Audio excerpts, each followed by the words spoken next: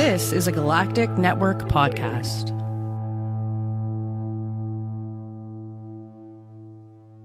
The Podcast of Terror is a great podcast. It's covering movies that are not for children, and thus this podcast is not for children.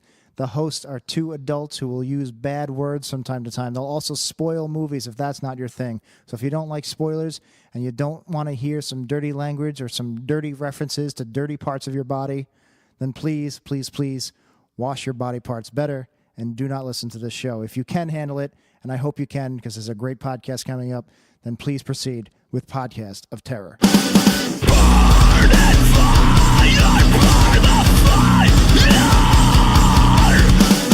Burn and fire, burn the fire. Welcome to episode 147 of the Podcast Terror, production of the Galactic Network. For more on this podcast, including show notes, content, information, subscription links, go to gncast.com/pod. I'm Matt Stein. Corey's coming eventually. This week we are joined by author of a little book called A God in the Shed, friend of our show, previous guest. He's written a bunch of other books, a couple sci-fi books. We'll definitely talk about it. I know he's got a new one coming out, but JF Dubeau. What I said. Yeah. Is Corey was getting bested by his cat apparently? That's what I got from his comment. It happens. I like how he just waits in silence. I couldn't hear you guys up until just now. Like a fucking creeper. Did you forget to turn your mic on? No, or my wait, mic your was on. headphones? Jesus. The goddamn settings changed or something and it pulled from the wrong spot. Sounds about right. Yeah. This is why you guys need to do what I do and just Never Get a podcast coat. again. never podcast, or when you podcast, make sure you have a host that's for some reason willing to do all your work. Well, like most things, since I hit my early to mid 40s, all my equipment has just tanked. So it's been constantly a struggle of like, oh, my mic, I'm talking. Why is nobody reacting what I'm saying now? Yeah, that happens. So, Corey, what the fuck is going on here with the pulpit and shit? I mean, I like it. Don't get me wrong. It's got there's going to be a revival coming on. Well, it works in his favor because he's always on a fucking soapbox. I am. I figured just lean into it. I'm wearing a long It's bathrobe. amazing. Like, you've got the books on the side. Yeah, I got Barker books. I've got Great and Secret Show in Everville. I really want a boy in a robe to come by. Neither of you were ever cat. Oh, never mind. Corey, you'll totally get it. JF, you might not. But they had the little, like, there's a fire on one side and there's a cup on the other to light and put out the candles. Yeah, Yep. I want a little boy to walk in when we start and light light candles. And then I just want will you to work on that. give him a firm slap on the ass. I have nephews. I will definitely work on that. So as Corey looks more like a priest than he ever has, you want a young boy to walk Yep. in, Yep. even Yep. though he has no children that I know of. And then I went right to nephews. Yep, that's exactly right. That's gonna work super well. I'm sure that no one will pick up on that in any negative way forever. No. But No. I'm not that near the schools in this town. Is this by law? Right. Yeah, I'd like that answer. I said he was right. What? Oh. I mean, you know how you said it. I know how I said it. So, Corey, you'll like this. And JF, you're Canadian, you'll like this too. If not, I'll apologize for not liking it. It involves maple syrup. Oh. I Go on. I went to a beer release this morning, and they're... Of course you did. Yeah, I know, shocker. In Matt's case, beer release is just they ejaculate all over him, and it's all hops. It's just... It's a hop cocky. It's a bunch of beer mascots wanking over him. I paid good money to have some animal jizz on me. Okay, so this company makes maple syrup, and then they age the maple syrup in bourbon barrels, and then this brewery ages their stout in the maple bourbon barrels. I have questions already. But so before we get to your questions, I got to drink some of the maple syrup and then some of the beer. Yes, JF? And then did you pass out in one of the barrels? No, I thought I was a diabetic. How do you age maple syrup? It's just sugar. It'll crystallize. I don't know. Probably won't crystallize if it's in alcohol, though, right? Well, no. So the Well, barrels, yeah, if it's an alcohol, yeah, that's more of a reinforced. unless they put some alcohol in because the beer, it goes in after the maple syrup comes out. But I don't know if the maple syrup would leach some of the alcohol from the barrel. I know you can smoke maple syrup. You can. I don't know. Maybe there is something to it. You can smoke marijuana too. Legal in Canada. I'm moving to Canada. As soon as I moved to Michigan, we made it legal here. After I left the last place where it just got legalized, so Yeah, you just bring legalization everywhere you go. You're like the pot fairy. Jesus Christ, you do look a bit like Jerry Garcia, so there is that. It works. I've identified the pot fairy. I'm just trying to figure out how to age maple syrup in bourbon barrels over here. So do you brush your teeth with maple syrup? No. It's a rinse after. Do you even like maple syrup? I love maple syrup. Okay. I wouldn't drink it. We do have this thing where you take hot, I guess, proto maple syrup and you drizzle it on snow, so it becomes this kind of chewy toffee type thing that's cold. It's delicious. Okay, so you're not having like a snow cone where they take the syrup and they put it into the snow. You're eating the maple syrup that's kind of frozen from being on the snow off of it. Yes. Smart. I like that. And you just roll it on like a popsicle stick and you suck on it like a dick, and it's great. That was my first thought. I just fully assumed you were going to say a lollipop like most normal people, but I like that you went with dick. I knew this podcast was coming, so I basically just repeated the word penis 45 times before joining to hang out, so that I'm in the proper mindset. You're going to make dick jokes. I'm trying to get most of them out of my system. Why? Do you have Christmas in Canada? I know Christmas is coming up for us in the United States, but I don't know if you have it in Canada. Yes, except here we celebrate by decorating a live moose. The death toll is through the roof. you don't tame the moose first. No. Fucking go to the forest with your lights and car batteries to light the lights. Find a moose, decorate it. Usually you lose one or two family members in the process. And we're a very fertile people here. At first. Well, you have nothing. You can't do anything else in winter other than fuck. There's a field of moose. Which one do we decorate? The strong one. Well, that's how you show your family's dominance. It's like prison. You find the biggest moose and you fuck it. We decorate it for Christmas. Or you call it decorating it, I call it fucking it. It's whatever you want. What do you do to your trees? We don't have a Christmas tree. It's just, that's how American maple syrup, JF. I finally understand the look on that elf on a shelf's face. Ooh.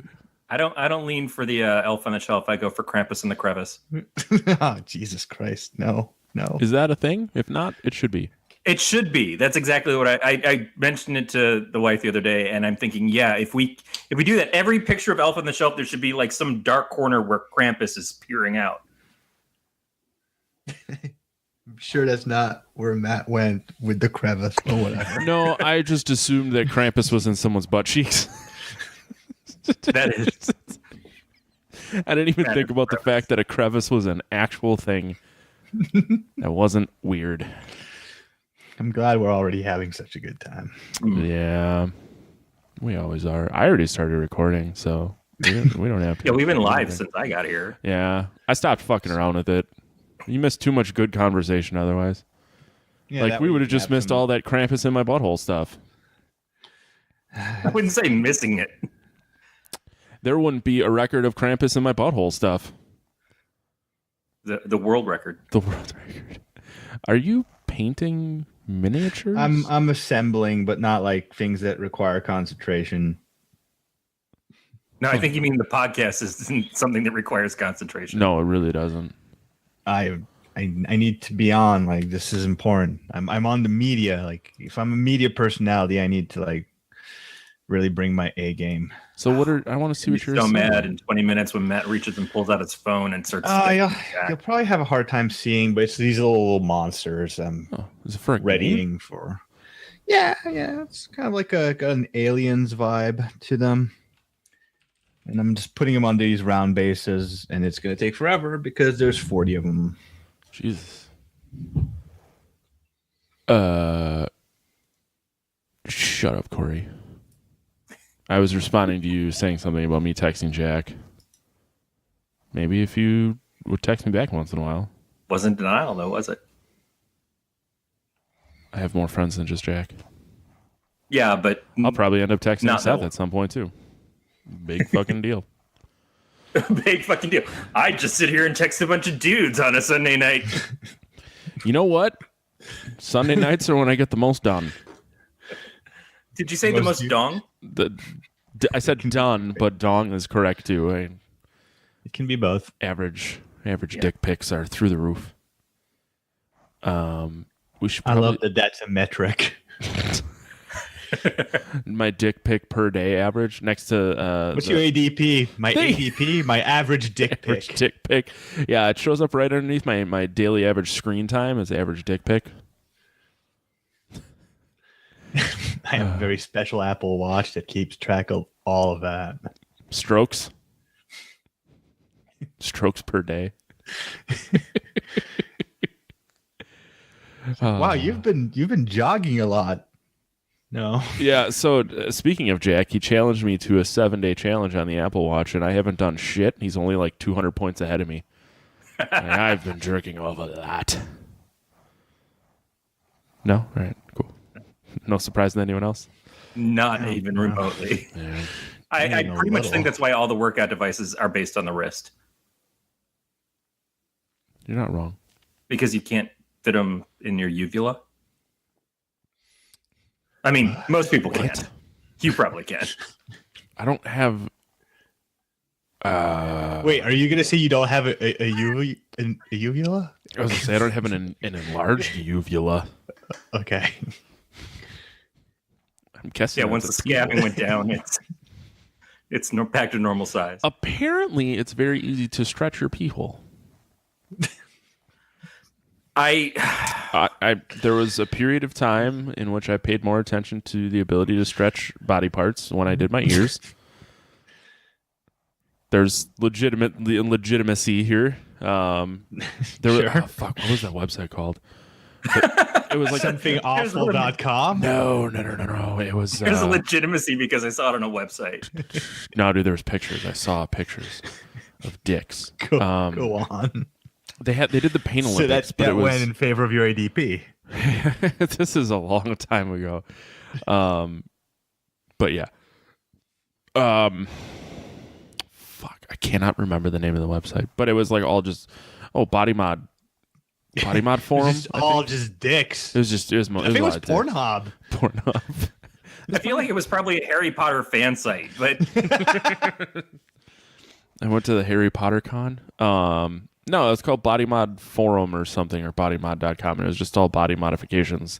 That was when I was much younger and thought that doing it to the extreme was a little cooler. And there was a lot of times dudes who just have like giant earrings in their dicks. like as the pee hole, like a forced opening. Well, they'd have like a Prince Albert, and then you could space it like you could space your ears. Okay, so progressively a piercing, not like making the pee hole bigger. No, but I've heard of people doing that where you just put like a tube in your dick hole. Oh yeah, that's called a cath. Well, it's a catheter essentially. Yeah. Yeah, I was gonna say catheter. I mean, I've had a catheter after some surgeries, and I mean they're terrible. It's the worst thing ever, and you want to die. Yeah. Dick put into another dick. It's done. A little bit of dick to dick. It's like, oh, let me change your catheter. I'd rather you cut off my head.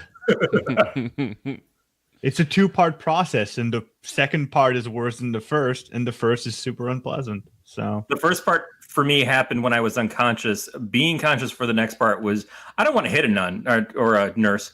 I kind of want to hit a nern. But Nern? A nern, yeah. No, when I was a kid and I had my tonsils taken out, the nurses in the hospital I was in were actually nuns. But this was not the case. So I'm sitting there. My wife has been visiting me almost the entire time that I was in recovery. And at one point she gets up and she's like, hey, I'm going to go outside and have a cigarette. And I feel like she had it planned because as soon as she walked out, the nurse came in and she's like, I'm going to remove your catheter. And I'm like, I don't have a catheter. Oh, shit. There's been something hanging out of my dick this entire time. And then she pulls it out.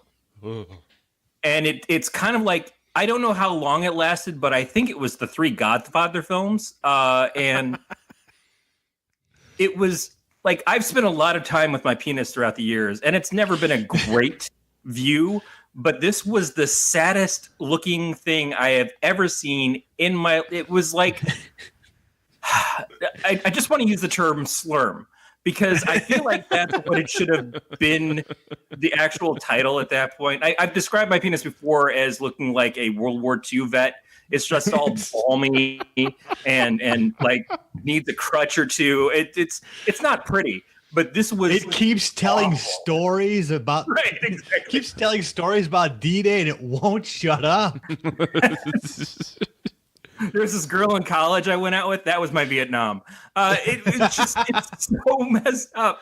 And I just like, and there's nothing I can do. It's pathetic and awful. It's already rough enough having someone see my junk when I'm feeling very vulnerable as it is. But this is the image that they're only ever going to have of it. But here's the one thing you can always fall back on is, yours, as awful as it may be, is not the worst they've seen. No, yeah, because they're nurses and they've probably seen 2 worse off penises in that day. Mm-hmm. Let me put it another way. I was in the hospital for, I think, a day and a half after that. That nurse never returned. She had enough. Did you ever think that maybe it was just... She walked out and set the place on fire on the way out the door. Maybe she just had 2 consecutive days off following the day she ripped something out of your dick? Maybe she didn't even work there. I think about that sometimes. That's possible too, man. That's definitely something. Like, so maybe just shows up, takes out catheter because that's her fetish. I've been dealing with cisgendered asshole males all week, and I'm just gonna go to the hospital and rip some guys' catheters out. It's just boom. This is my me time. And this is where the origin of the word cathartic. Right. It's not, but no. I liked it. I believe you. Quick question though, Corey. You said you've spent a lot of time with your penis over the years, yet you did not notice that there was something hanging out of it. Oh shit. So before I was with Aaron, I was dating my friend Melinda for a couple of years, and I don't remember at what point Melinda looked at me and she said, "Hey, we should put an earring in this." Back to JF's conversation, and I said, "In what?" Randomly, like, what a weird thing to say to me as we're both naked, and I said, "In what?" And she's like, "In your penis." I'm like, "Well, I'm not going to pierce my penis." She's like, "No, there's already a hole here." What? I said, "No, that's a pee hole. That's supposed to be there. That's not how that works." And she's like, "No, under the head, in this flap of skin, you've got a hole." And I said, "The fuck I do?" But no. Turns out she was right. You went on an exploratory mission in your penis head? She had to show me. I was just like, and I'm like mid-20s. I love that because this is my new pickup line now. I need to show you something about anatomy that I only found out about on a podcast. Well, it would work really well if you go into a jeweler. I was not, no consciousness of this at all up until that point. So now I wear a lovely hoop. No. You don't have to lie to us. We've already gone in great detail about your penis. I don't care if you have something in there. Unless you tell me it turns into a cauliflower or you use it as a lightning rod successfully, I don't think there's anything we could learn about your penis right now that would shock us. It's actually starring in the new Transformers Bumblebee film. All right. Sure. I mean, I've seen 3 out of 5 of the other ones. Nothing would surprise me anymore. Corey's penis is actually Megan Fox.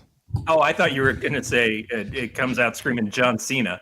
But when I come, it just goes. Burr, burr, burr, burr. If you watch wrestling, you'll get that. So like not, two people. no. Hey, what was that, JF? I do not watch wrestling, so I don't get it. Oh, I thought you said something about being an adult. What? No, I have no problem with people watching wrestling. Do whatever you enjoy. I just showed you the toy soldiers I'm assembling. No. I just want to make sure. Where do I have room to call you out for not being? It came and went for me. Like I stopped watching it again. But I'm sure I'll get back into it because it's cheesy fun. I like going when it's in town. That's fun because then I can get really drunk and be very obnoxious. Although last night I went to UFC was in Milwaukee, and a friend of mine procured tickets, and there was a guy who was very, very drunk in front of us, like so drunk that he was screaming the N-word. And Matt, were you the drunk person in front of you? No, because I could see you being so drunk that you're yelling at someone in front of you, and it turns out that it's just you. me. No. I had 2 beers. I limited myself because it was the thing starts at like 2:30 in the afternoon, and I went until 9:30. So it's a very long day. And my buddy Ken got so upset that he just started yelling at him, and there was like a minute left in the last fight. Oh, dude, it was, yeah. With that being said, I don't think I'll ever get that drunk in public. And I don't think I've ever been that drunk in public without everyone else being drunk around me. I've definitely been drunk to the point where I've not remembered what happened, but I would like to believe that I've never been so drunk that I've been screaming the N-word at anybody. No, but usually, and I'm sure in the situation where you were that drunk, you were probably, it was like bar close or later. And most of the times that I've gotten that drunk, it's been in a situation where I was in a more private setting. Okay. So it's not unreasonable to be that drunk in the setting you were in. Not 9 o'clock in an arena full of people where no one's that drunk. Yeah, whatever. Fuck that guy. He probably doesn't feel very good about himself today. He probably doesn't feel good about himself at any point in time. If that's where his brain goes to as to how to enjoy himself. God damn it. Paying $10 for a 16-ounce can of Miller Lite. Yeah, that's not good. Just in general, I at that point in time, I would think I'm leaning more towards being the woman who goes in and randomly pulls out catheters. I do want to point out that we were walking distance from the Miller Brewery, and it is $10 for a can of Miller Lite. Oh, where it tastes like you've been pulling out catheters. Yeah. Anyways, we should probably talk about JF's books and stuff. Should we? For anyone, there might be someone who's listening to this that was not familiar with you before, or did not hear your other episode, or. So the plan is to drive away listeners? Bold move. If they've made it through the conversation about Corey's penis, they're keepers. Touche. Yep. That's how we weed them out. We talk about dicks. Or fast food. Specifically. Or both. Oh, Corey, speaking of fast food. So last night, we went to Burger King on the way home. They have this cheesy chicken thing. It was crispy, spicy chicken, bacon, 2 forms of cheese. Not worth it. Okay. The Burger King we went to, the slice of cheese was cold, so it didn't melt, so it was just weird. And yeah. So I assume the 2 flavors of cheese that Burger King has are yellow and white. Misery and apathy. Yeah, pretty much. It was wet cheese. So American cheese. Yeah, it was wet cheese and American cheese. Oh. Yeah.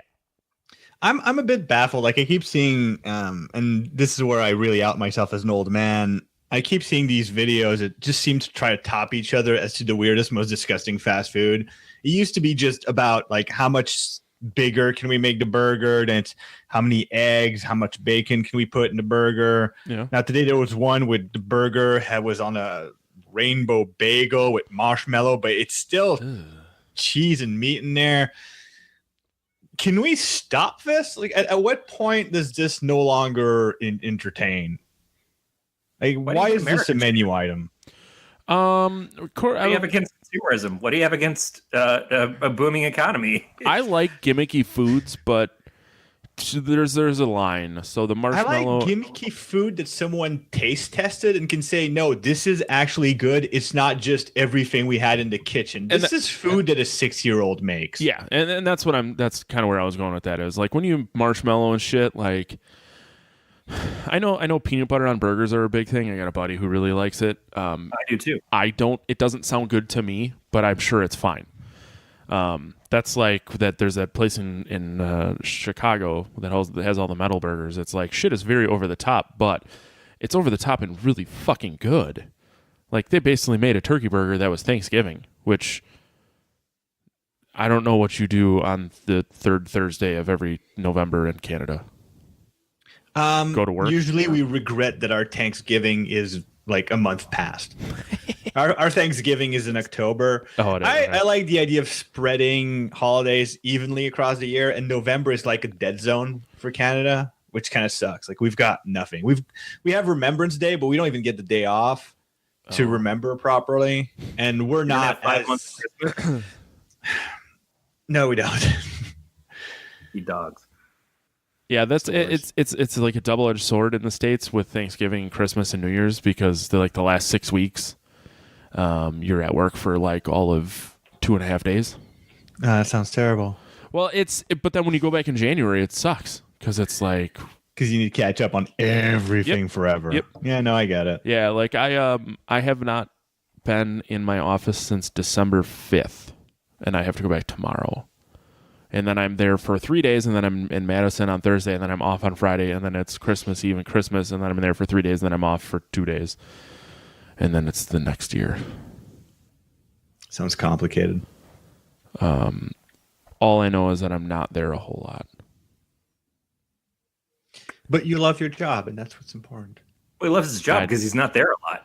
Yeah. I love my job because I'm not there. If I was there more, like I would most dislike. Relationships, it's because the distance makes the heart grow fonder. Yeah, you have to find that happy medium where you're there enough to get your work done and everyone remembers your name, but you're gone enough that you don't want to burn it down. I kind of make a point of people not remembering who I am at work. I'm happy for my situation where I have a job. They know what it is. They bring me things to do, but they keep interaction to a minimum. It's pretty cool. IT, it seems the best thing you can do is have planned panic. So you show up on the days when everything goes wrong, and then you can sit there and save everybody's lives, and they think you're the greatest person in the world. And then all the rest of the time when you're not there, nothing's going wrong, and so they think that you've done a great job. Something like that, sure. That's what I want. Yeah. I just want to win the lottery. And then I'd like that too. Make pizzas for a living. This 3 months of not having work is pretty good. Sorry, I was trying not to throw up. Yeah, I'd lose my mind if I were you right now. I did this for almost 2 years when I got laid off from my job before I worked at the last place. And it does get a little crazy. But I was thinking about this earlier. Moving out here, it's like the weirdest vacation because we got here, we don't work, so responsibility-wise, it's pretty low. But the choice of this as a vacation makes no sense. It's like, oh yeah, I want to take a bunch of time off. Where are you going to go? Oh, Michigan, right on the cusp of winter when everything's gray and bullshit. Mm-hmm. And I'd like to move into a house and spend the first 2 weeks with nothing inside of it so that we can't really accomplish or live at all. But I'm just like, who would fucking do that? Oh, some fucking Silicon Valley asshole would do that. And they probably want it cut to about 1/10 its size because there's only him and his 6 kids. Anyway. Wow. And then it's like just gone on, and we go around the place and we do our grocery shopping. We go visit my parents a little bit, but it's constantly like at some point we go back to normal, right? But this is our normal until we find jobs. This is the way things are. And then when we find jobs, we're still here, but I'm still in my head, like, I'm going to go back to my house in California, going to go back to my job in California, and all of that normalcy still exists. And it just hasn't really hit me that it doesn't. So you're going through this. Is that why you have a pulpit now? It's like this is a weird phase you're going through. The pulpit was kind of a wow. We were trying to find a desk for Erin for her art stuff, and the place that we went to, they happened to have a pulpit, and I looked at it and I said, I have to have this. That was just like, I don't know why it never occurred to me that I needed a pulpit before, but I have to have this fucking pulpit. Like, I don't know when I'm going to start recruiting all the young 20 years old girls to be in my cult, but when I do, this is going to be important. My ability to have a cult was a long time ago, and it was my plan when I moved to California. That was what I was going to do. It didn't happen. I don't know if you're kidding or not. I'm really not. I think I told my friends that. Why are you moving to California? I want to start one of them UFO religions, and they just like, okay, it makes sense. Corey. People greatly underestimate the rich, textured history of cults in Quebec.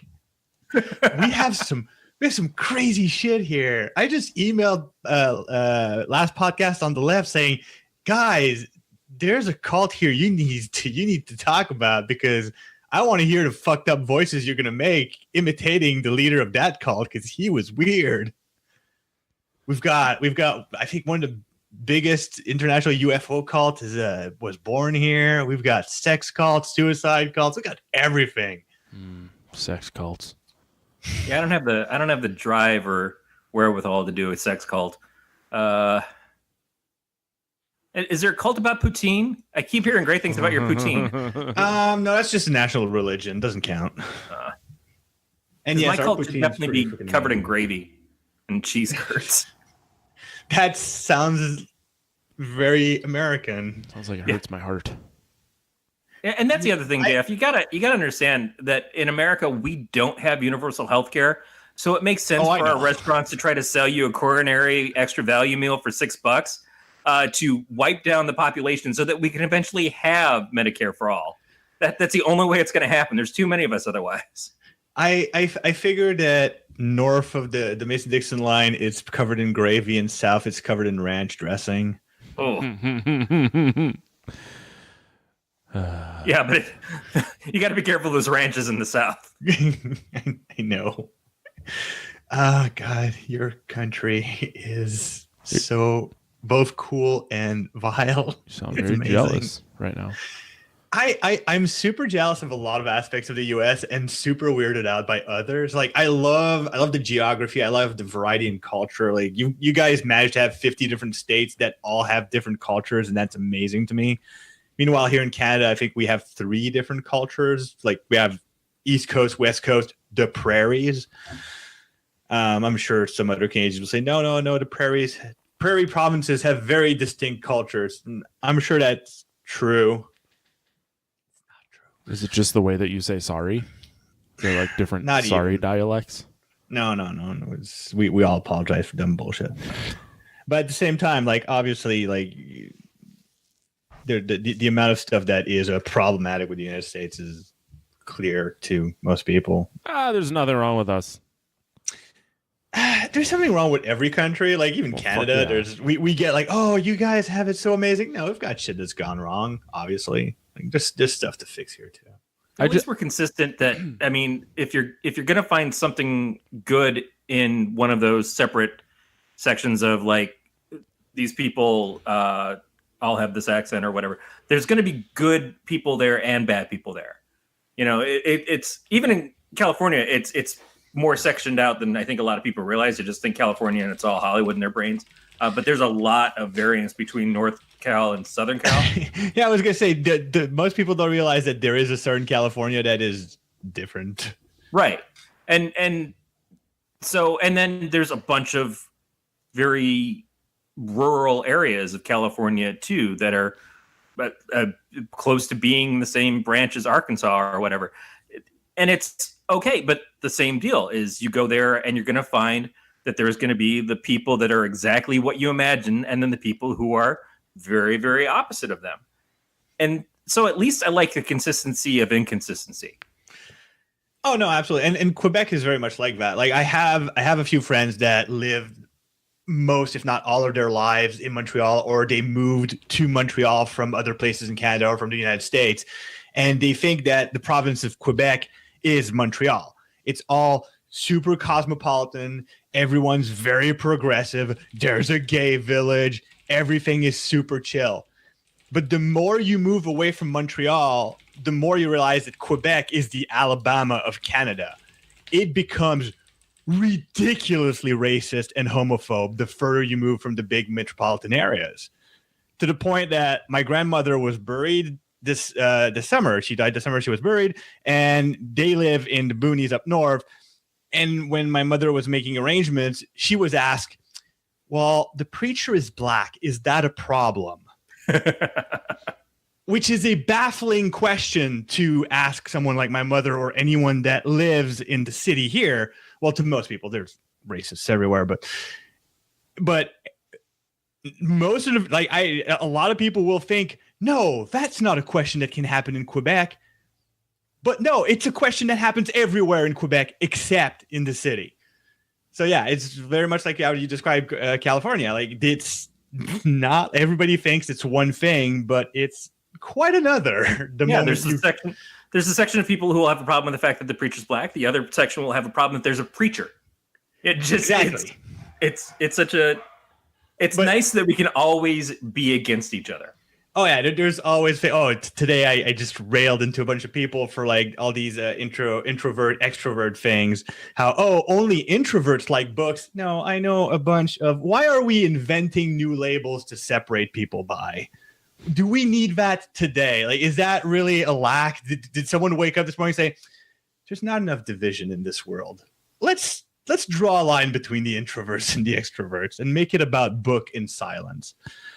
It's fucking annoying. Can we talk about movies? Well, we still got to talk about your books and stuff, and then talk about the movie. If I had dodged that question. Well, at least talk about what you've done or don't. I don't really give a fuck. I was just trying to give you the opportunity to. Okay. I'll talk about my books very, very briefly, because not much has really changed. I think last time I was on, I was promoting A God in the Shed. Mm-hmm. That book is still out. It continues to be out and available. Where's the sequel? The sequel, I'm currently editing the sequel. I was supposed to spend the day editing the sequel. I spent the day doing other things because I'm dumb. And I should note that JF messaged me at 7:00 last night and asked if we were at 7 or 8, and I said 7, and he goes, "Oh, a minute ago." I said, "Well, tomorrow, not today." I'm very organized. And I was like, "Oh my god, did I accidentally send him for Saturday and not Sunday?" No, he fucked up, not me. Okay. No, absolutely.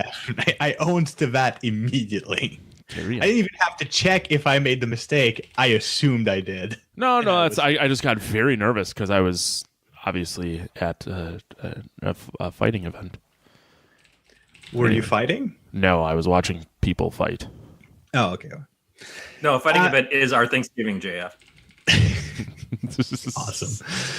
So yeah, no, I'm finishing up the sequel right now. It's going to be called Song of the Sandman. It's if I can just say that writing sequels is a lot more difficult than I thought it was. And the first 2 drafts I wrote were not good. One of them was extremely fan service. Like, my readers that read the first book would have loved it, but as far as actual quality of writing, was terrible. And another one was just kind of off the walls and didn't work at all. Now I'm working on a version that functions. It's fun. I'm finishing up the edits. It's going to be coming out this summer, probably in June or July. We'll have an official date soon enough. We already have a cover. It looks lovely. So it's in the works. It's going well. The book used to be optioned for television by Skydance Media. We kindly told him to fuck off. Not really. Like, there was some conflicts, and I don't know how much I'm allowed to go into details like in the public forum, but it's essentially we parted ways for I think the industry term is creative differences. I'm not supposed to say that the book is optioned by another company. but the book is optioned by another company, so that's still in the works. So basically, since the last time I was on Podcast of Terror, my writing career has changed nothing. It's basically we've recycled everything that we're working on. I have a book coming out. It's a different one, but still in the same series. And yes, the book is optioned for television, but by a different company, but we're still at status quo. Can I be in your TV show? I have absolutely no control over anything that's happening anywhere. Well, put in a good word for me. Also, optioned means that there's like 1 in 10 chances that something's going to happen. So, well, either way, not holding my breath. Hey, that's still a step in the right direction. It's a step in the right direction. It allows me to learn a lot about the industry and look at how these kind of things happen. Like I have a contract that I got to read about what is included in the option and all these official details and all the little footnotes. So it's super interesting to know what goes into making these things. But it's more of a learning experience at this point until someone actually green lights something and then it becomes something else. But it's a lot safer for me to say I'm learning than to actually attach any hope to it for the time. Do you feel that you are at a point yet where you might start approaching new projects with the idea of like, I'm writing this and I'm hoping that this gets optioned and I'm going to have it more built around the idea of being a TV series or being a series of films or something? Or is that still a ways away? Because I know that sort of becomes a thing. Yes and no, because I've one of the things I've sort of discovered through the process of writing the sequel specifically is kind of discovering that I don't like. I've always been one of these shitty little artists. It's like, oh no, I do what I want because the muse and all that stuff.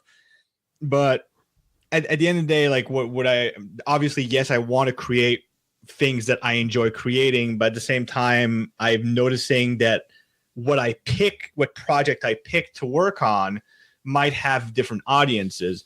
So recently, like I needed a bit of a palate cleanser before really getting back into the editing of Song of the Sandman.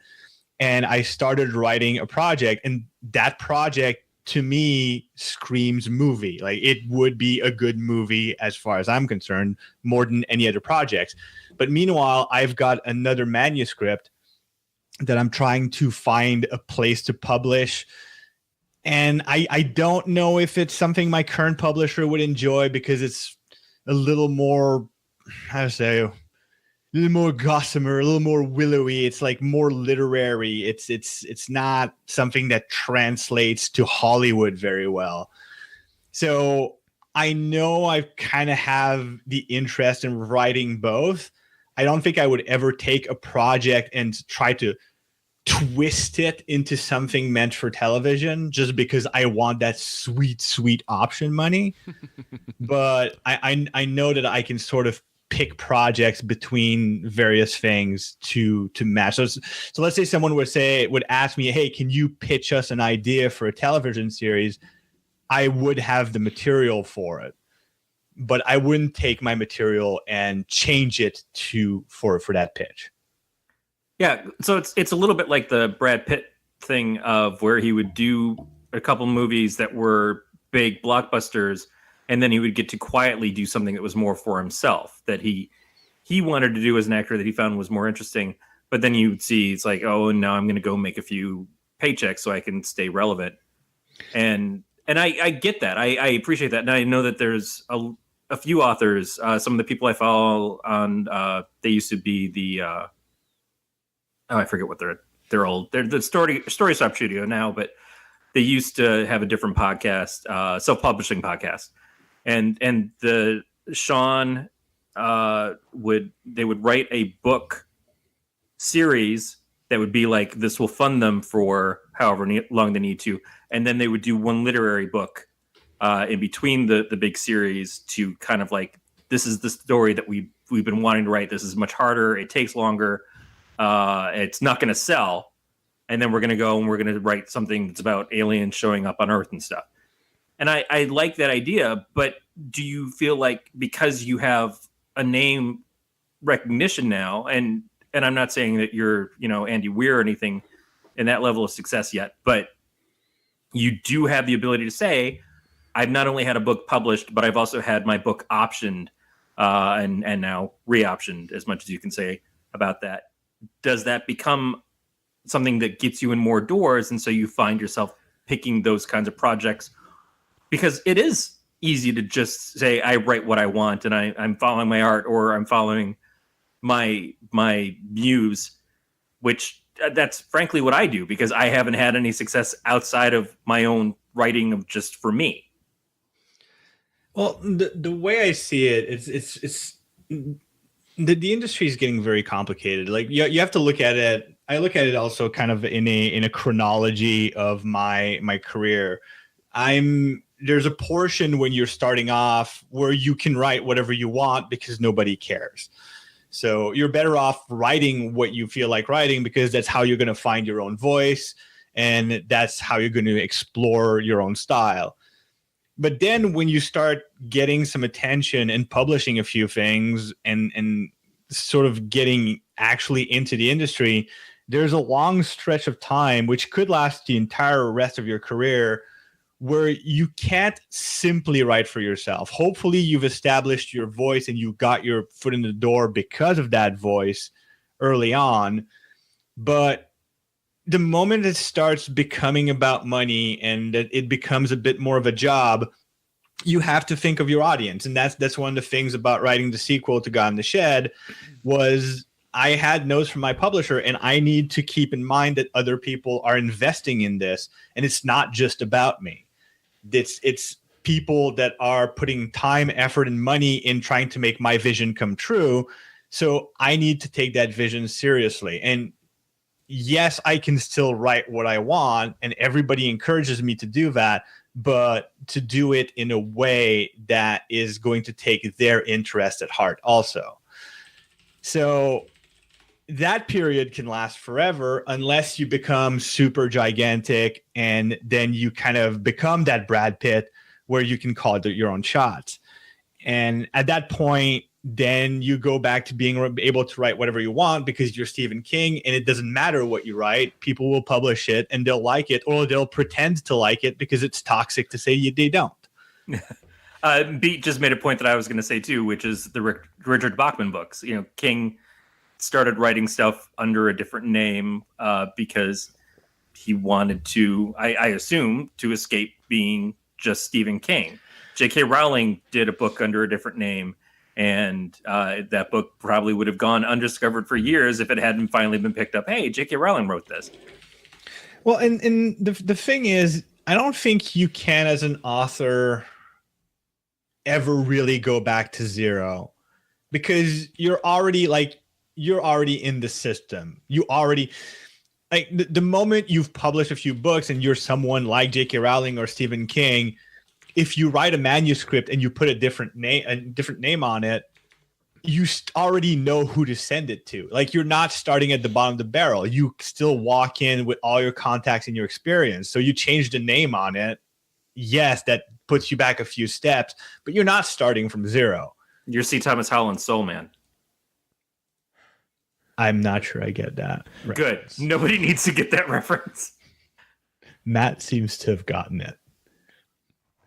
Yeah, so I'm definitely, you seem to presume that I might be a bit further ahead in my career than I actually am. I don't have the possibility to just walk up to any publisher and say, hey, here's a book, publish it. I don't even have an agent. But all that being said, I am learning more about the industry through these opportunities. So, and yes, it does look much better on a cover letter to say I've got 2 books published and one of them is optioned for television. How much that's going to open doors for me in the future, I don't know yet, because I haven't really pushed hard on that aspect of my career yet. Well, you also, and excuse me if this comes across in a bad way, because it's not intended as it at all. We're amongst friends. Well, yeah, but you're an asshole. Right. No, you did a Life Engineered first, and then you did a God in the Shed, and a God in the Shed got picked up through a different contest through Inkshares. Uh, Well, actually, God in the Shed got financed. It did not succeed at the contest at all because I put no effort in promoting that contest. But A God in the Shed kind of took off in a broader sense, I think, than Life Engineered. And you were doing the sequel to A Life Engineered and with Arch Android, but it seemed like you were getting pushback to do the next book in the God in the Shed series. Yeah, no, absolutely. And the problem is that these are both sequels, right? And like I mentioned, sequels are a lot harder to write than I thought they would be. I wrote Arch Android. I'm not satisfied with what I've got right now. I wanted to push it further earlier this year, and unfortunately kind of got caught up in working and reworking and rewriting Song of the Sandman.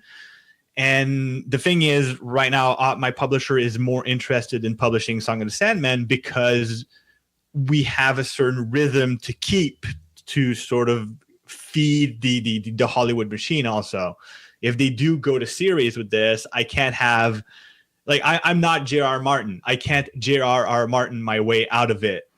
And I need to actually supply material and write the books and have this kind of work in parallel. And there's a lot of marketing that goes alongside to it. We're planning on having Song of the Sandman come out this summer. We would love to be able to announce before, after, or very close to the same date if we do get like a television contract. It's nice to have all of these things happen roughly in the same time, because it keeps you like on the lips of everybody in the entertainment industry. It's like, oh, his second book came out. Oh, his first book got optioned. Oh, this and this and this. And then they can see the possibilities of where things keep going. It's that momentum that you've built up. Exactly. And it's also a good tool for when they want to try to get the television show done, being able to say, yes, it's based on his first book. His second book just came out. We've got this director attached, and we've got this actor that's interested in playing. We've got this script that we've got that we're proposing. Would you like to put this on Netflix or on Amazon Prime? Like, would you like to give us money to actually make this? It looks better than just, well, this guy wrote the first part, and who knows when the second part's coming out. Like, there's a lot of industry stuff that's tied to it. And having worked in marketing for about 2 decades, I am very much aware of the importance of that. So as much as I want to play the artist in all this, it's been part of my brand as a writer to push the seriousness of the business aspect, that at some point you can't just take it as a hobby and act like it's a hobby. You have to act like it's a job if you want it to become a job. So I'm at that point right now, and it's a lot of fun because I get to put the energy into it, but it's also a lot of stress. And because you don't just do one thing. You have an actual day job. You also have at least 2 podcasts, although they come out sporadically. You have your gaming taste. You are very big in the network of friends and stuff that we share, and I assume probably a lot more people. You go and do a lot of conventions. So it's not like you're saying that, oh, I've got to produce, and you've got nothing but free time to just keep producing. You put forth that effort hardcore to make that stuff happen. And as someone who tries to tell stories too, I understand how frustrating it is when a story gets away from you. I just haven't had the pressure that you've had of like, well, I can't just let the story get away from me right now. I made promises that I have to keep. I have a responsibility to my editor, to the readers, or whatever. Still keeping yourself at the head of that list. But yeah, it is kind of a rough thing because you wrote A God in the Shed, which I love that book, and I've told you that before. You wrote A God in the Shed open-ended to lead into something. But there was also the question of how hard and how fast you're going to have to come at where it was going to go next. And when you were going to get to it changed very quickly when it became a success. So I get the idea of a sequel being tough. It's funny because you kind of victimized your own success with Life Engineered by having a greater success with A God in the Shed. And you did the thing that new authors should never do, which is you wrote in two completely different genres. I'm a marketing director. I know for a fact I have a specialty in brand integration as a designer. There is nothing I am more qualified to do than tell someone not to split their brand. And it is the first thing I did as a writer because I'm terrible. I'm just the worst human being. But in a way, like, it's a gamble that might actually pay off in the long run, because I might be able to escape being typecast as someone who only does one thing. Obviously right now what my publisher wants and what people want more of me is more horror, because that's what I did. And I've got a couple really, really cool things, I think, in the horror genre that I'm exploring, that I want to play with, and I'm having a lot of fun. Like, I could stay in horror for a very long time and not get bored with it, but I still want to finish Arch Android. I've got, like, that's my next project. Once I hand in Song of the Sandman, is reworking Arch Android and getting that published. It's going to be published under Ink Shares, and Sword and Laser's already agreed to put their logo on it, so it's going to have the same look and feel. So it's going to be great. But yeah, no, the sequel thing, it's made me very eager to write a standalone book. Yeah. Just a book that doesn't have any sequel. There's no expectation that it's going to continue. It's its own self-contained story. That would be great. Yeah, I have a love of continuing stories because I've read comic books my entire life, and it's always been things like, here's 25 years of X-Men stories, and we took that long just to tell you who the X-Trader was from the Bishop storyline. I love the fact that characters can continue on and things can go on forever, but it's really hard to write that way. Especially in a way that's satisfying for a reader. And so I kind of find that I enjoy doing short stories because I can take an idea real quick and try to bring it down into something that's just the essence of it and complete it, and then ignore it for the next 10 years, because who the fuck buys short stories anymore? Well, that's the funny thing. Like, short stories are kind of seeing a revival. There's a lot of magazines that are basically being resurrected in online versions. Tor is buying short stories. Novellas are kind of making a comeback too. Audible does their Audible originals, which are basically novellas in audio form. Someone has to write those. It's a messed up industry that keeps changing. Like, it's hard to say what's working, what's not these days. But it's exciting. Go ahead, Matt. No, I think it's a lot. So obviously, I have much more in music than books, but it seems like more and more bands are putting out EPs versus full lengths these days. People's attention span is becoming short. They want it now. So it's easier to record 5 songs every year than 10 songs every year.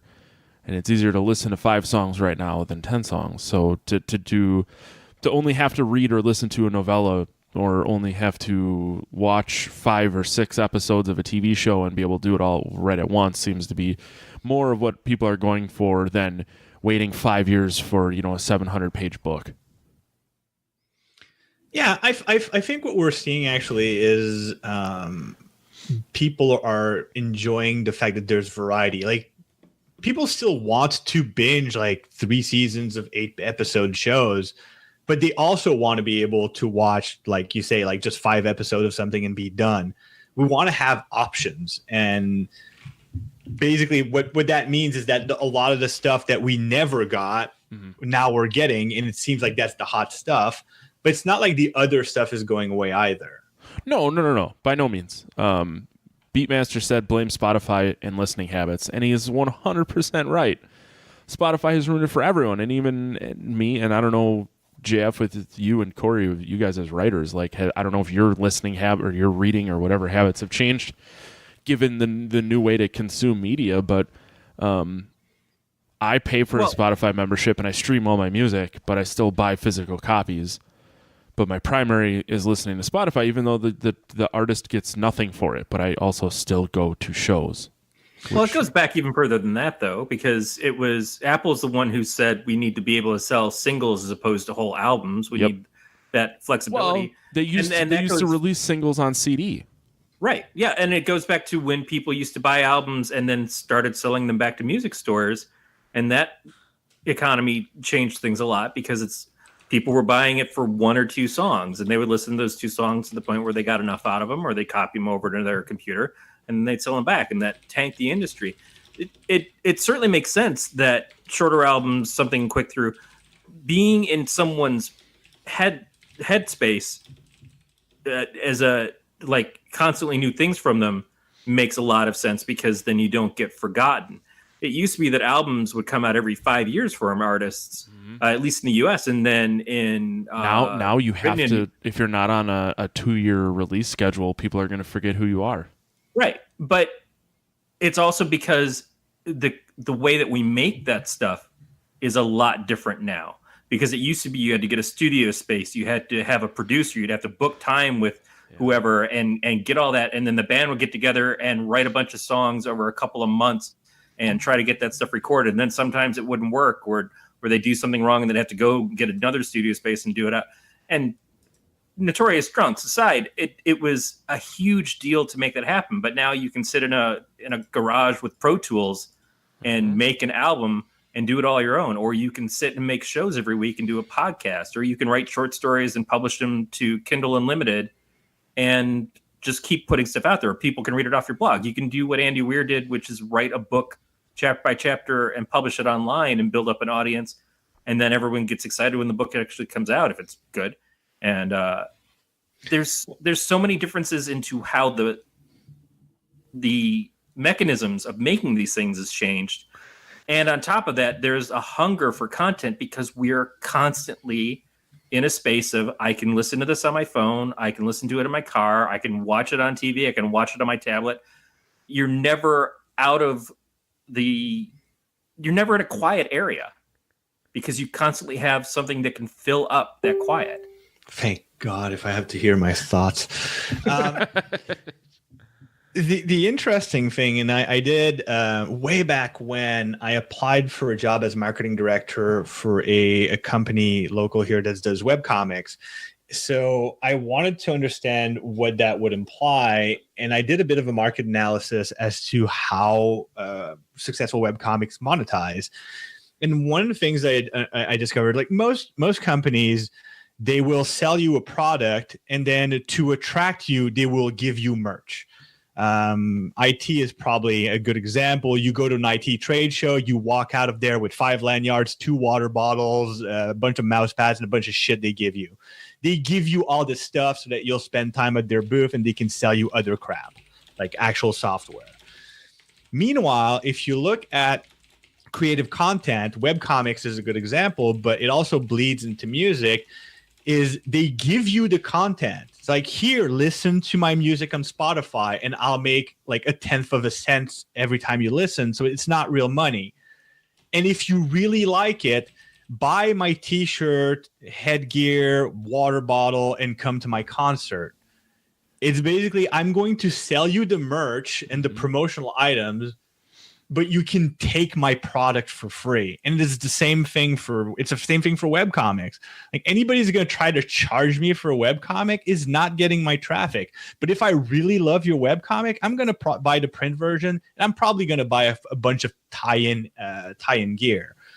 And the money is kind of weird, because you don't need that many people percentage-wise to be really into your stuff to make a living that way. You just need to find people who love your stuff enough to give you between $10 and $100 a year to get your shit. So it's a bizarre economy. And the weird thing is that books are in between, right? Because people don't get your books for free unless you intentionally give them for free. So there's still a market, there's still a part of the industry where you can sell your product and get a percentage on it. Depending on who your publisher is, it might be ridiculously low or it might be very high. You can self-publish and sell your stuff and then make even more of a percentage. or you can go Kindle Unlimited and give your books away and hope that you get enough page views that Amazon pays you, or you can publish for free and try to make your money otherwise by building a community. It's super weird, and it's difficult to navigate when you just want to write. You don't want to have to learn how an entire industry works. And that's the thing, is that what we've given up by becoming self-creators who control the sales, who control the marketing, who control everything else, is the people who were really good at that and wanted to do that. We don't have to pay those people anymore. We've taken away a lot of the middleman, but it also means that we have to suddenly make that our business as creators, and not everybody's good at that. Not everybody wants to be good at that, or not everybody wants their time to be dedicated to that. And it's fine. If like you were saying earlier, if you're just happy to be there and guided by your muse and write what you want to write or record what you want to record, that's all okay. But if you want success, you need this other portion of it. It's why I never diss the idea of having an editor.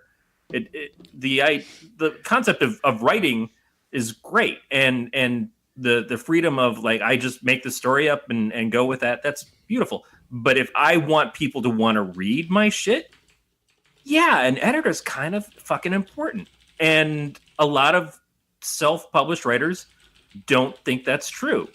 They think, well, that's just one more person getting their hands in my business and ruining the art. And I get that you feel that way, and you might not be wrong for you personally, but for a lot of other people, kind of necessary. Well, it's one of those things that, like, I 90% disagree. Like, there's a 10% of me that's like, yeah, no, I get it. Like, you don't want someone to change what you're doing.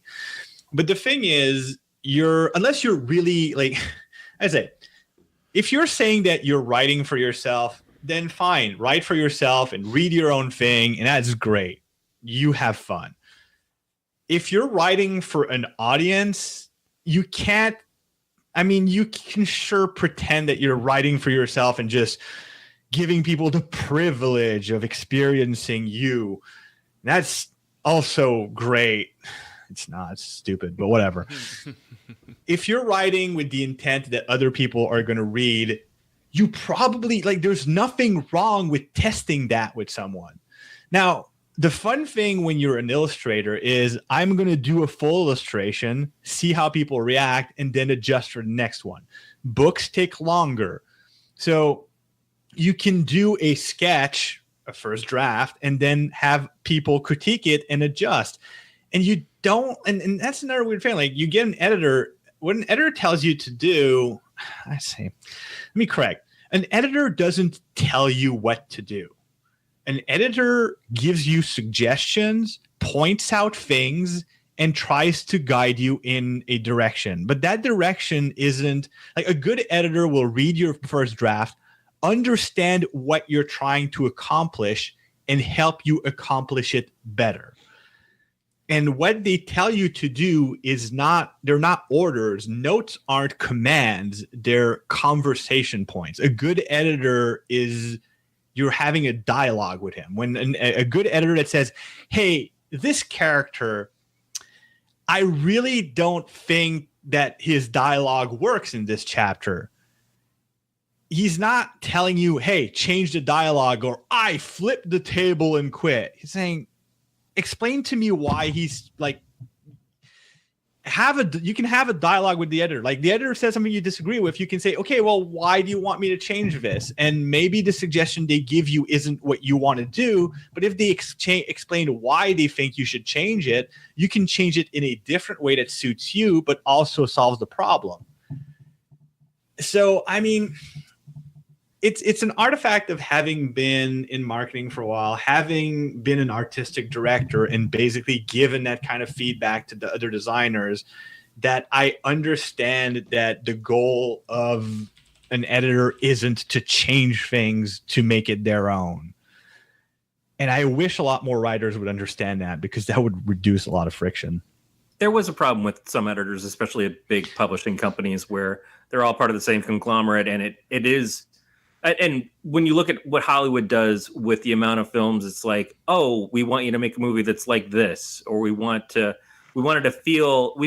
make a trailer for Suicide Squad that makes it sound and look like Guardians of the Galaxy because Guardians of the Galaxy did really well, and we think this could bank on that.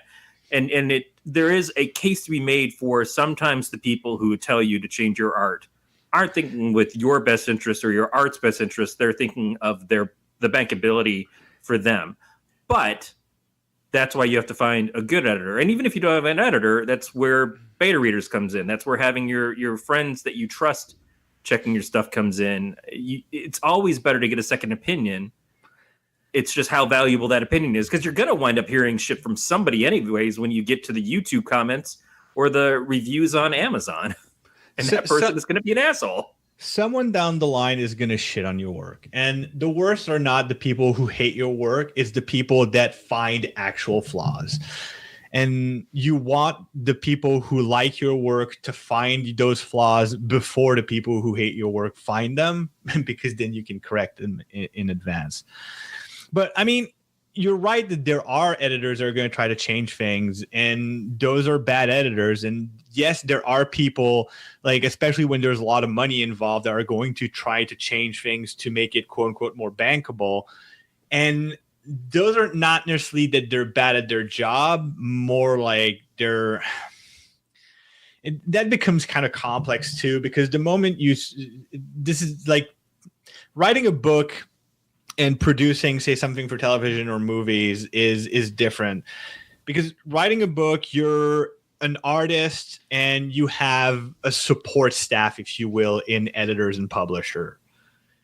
Making a television show or a Hollywood production of any kind, you're an artist in a pool of artists, and that becomes more complicated.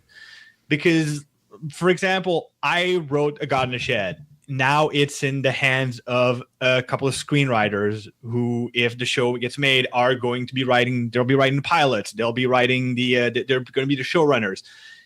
They're artists too. I could be like on one side, I can accept that they're artists and they're going to have their own vision, and that vision is going to it's going to have an impact on how they interpret my work, and I can respect that, and I can foster and guide that. Or I can be a prima donna and say, no, I'm the only artist. But that's taking on a lot, because that means that, okay, well, I don't just want to be the writer of the book. I also want to be the screenwriter. I want to be the director. I want to micromanage the art, the actors. Like, I want to control everything. You can't control everything, because at every step of the way, there's an artist. The stylists, the set directors, the photography directors, they're all artists. And if you're a writer and you're an artist, you know how much it sucks to have someone tell you how to do your job and not allow you to have any creativity in what you do. So who do you want to be? Do you want to be the artist that collaborates with other artists to bring what you made to life through the prism of their eyes and their own artistic vision? Or do you want to be an asshole? In this case, I'd want to be Yngwie Malmsteen, the guitarist who starts bands and then doesn't let anybody else in the band do anything. That sounds terrible. First of all, it's a lot of work. Why would anyone do that? It just sounds like a nightmare. Because he's the best. He's the greatest at everything. No, that's exactly right. It is. So that's kind of what I was leading to, is that you have a step in the direction of having more control or having that doorway open to you and everything. And you can lean into it to go more in that direction, or you can say, oh, I just want to continue writing my books and make these the best that I can. And then someone else picks it up and makes it into a TV show and decides that the cat is now an emu because the whole thing takes place at an emu farm or whatever. But I still get to write the sequels to God in the Shed, and good luck trying to make that work now, assholes. It's just, with the amount of content that is craved out there now, it seems more likely that you have the ability to get stuff picked up and get optioned, because there's just so many more places where it can get shown. But it's still a matter of, is that important to you? Well, that's the thing. Like, what do you want your career to be as a writer? Like, do you want to be a writer so that you can sell? Because there are people that's basically what their job is. They go into Hollywood studios, they pitch things, get them optioned, and it never gets done. They just have these rolling options going on all the time, and that's their career. And fingers crossed that one day something gets picked up. It really depends. Like there's a career for everyone. You can be a pitch artist, you can be a writer, you can be a screenwriter. That you don't need to write books. You can just write scripts. At the end of the day, I personally just want to tell stories. I don't think I'll ever really want to sit down and just write scripts. I like writing books. I like the art of writing long form things. And to me, it's entertaining to see how other people are going to interpret what I want. Like, to a certain degree, I want it to be a little different because I want to be I don't want, if there's a television show for A God in the Shed, I don't want it to just be an ego trip. The book is always going to be there. I kind of want to see something different. I want to see how someone else saw the story and have that told to me so I can be entertained too. And do you have a problem with if you don't have the third book done and they get past where you are with the second book and they do a Game of Thrones George R.R. Martin on you? I don't have a problem with it. I don't think it's going to happen because I'm not going to take 7 years to write it. And like chronologically, even if they were to start filming tomorrow, by the time they get to the content of a third book, that thing will have been published for a year. So I'm not really worried about that kind of thing, even if it were, because that's one of the interesting things is that it's not like they did their own thing without consulting George R. R. Martin. Like, he gave them information, and I'm sure they had some back and forth. Like, he knows what's going on. And it's the same thing if they were to start doing things like that would go beyond what's in the content of the book. And again, like let's keep in mind, there is no TV show. This is all speculative. But they would probably, and I expect, ask me like, hey, so what does happen? And actually, I did write sort of a synopsis of the whole series of the big events. So they do know how the entire series ends. So it's not like they would be going into it blind. And that's what I wanted to get to. How does the series end, JF? Well, you'll just have to get the third book when it comes out. Probably in 2021. Is there really okay, are you ending at 3 for sure? What happens absolutely. But what happens if it turns into a big thing and there's a TV show and they want more spin-offs? Right. Spin-offs. Or other books. Like I wrote a 3-book series. Like the idea is that after 3 books, this storyline ends. It can't stretch much longer. Yeah. Longer at all. And that's something that was very briefly brought out when talking to my publisher. Say, so what happens when you do like a 3rd or a 4th book? Is that there is no 4th book. Like, I don't have a 4th or 5th book in me for that series. I have a lot about that world I want to explore, and I sure would love to go back and tell other stories with the same lore and same background. But that particular storyline ends at 3 books. Parallel universe prequel, God in the Shed Discovery.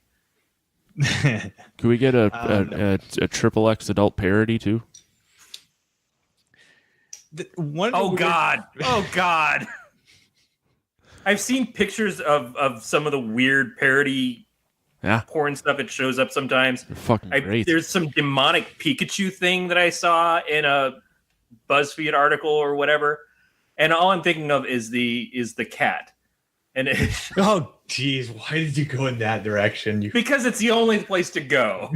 It's the worst. Most of the characters in your books are teenagers, and so it's like I don't want to talk about that. I don't want to think about that. Wait. It's like, no, not teens, bestiality and necrophilia with a twist. Yeah, with a twist. I just assumed that everyone would fuck in the shed. All right, that's it. That's You it. did not read the book, did you? I did. Shed is a I rocket. listened to it. And you know that. It's just. I know. I'm kidding. It's a lot of beers ago. So I hope your next book starts with a recap of the first. Well, that's an interesting thing. Like, if you want to get into the nuts and bolts, one of the most difficult things is how much do I recap and how much do I trust the readers to not have too much of a recap. Well, think of every show that comes out on Netflix now. It starts with Season 2 starts with the recap of season 1. yes. It just automatically goes into it. Yeah, but you need to have that be very condensed. It needs to be integrated into the story. Like, I can't just have like an entire chapter that's the story so far. It needs to flow naturally and organically into the book. I mean, Marvel started doing that a few years ago, where they put a recap page at the beginning of each issue of a comic, and then they kind of backed off from that. But when I was a kid, it was always just sort of, you jumped in wherever the issue was. And if there were longer stories, you kind of had to pick up on it. But a good writer would make it so that it was still an inviting issue for the new reader that gave you what you needed to be able to understand where the story was, who the people were, and then it just kind of went on from there. And it may have been a little bit oversimplified in storytelling, but it worked. And comics sold better, I think, at that point in time. Now it's everybody writes for the trade, and a story that should be 2 issues goes on for 10 to 12. And it doesn't really invite people who weren't already experts in the continuity to come and be a part of it. But in a novel, you've got a little bit more room to play with that. Yeah, it becomes a balancing act. It's really about how much in your face the information needs to be. So what I've found kind of works is try to remind people of the elements from the first book when they become relevant in the second book.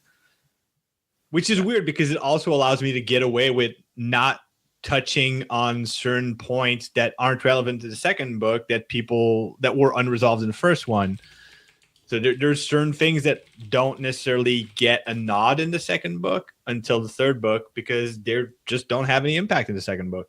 But those can be the things that you do short stories for, that you offer to people to sign up for your mailing list when they finish reading the book. It's like, hey, if you sign up for my mailing, let's go here. I'll send you this free short story about such and such character that you might have questions about. Oh, that's an excellent point. That's something that I wish I had a bit more time to do. It's probably something I'm going to start picking up once I hand in this manuscript. Well, speaking of pretentious artists, what did We you should think about probably Hereditary? talk about this movie. That's a good seg. I'm really curious to hear what Corey has to say about it because I knew he didn't like this movie before we ever got into it. So I'm curious what he didn't like about it. Also curious what JF thought about it. Yeah, I want to get. Usually, I won't do this, but I do want to start out by asking JF. JF, did you like the movie? Oof.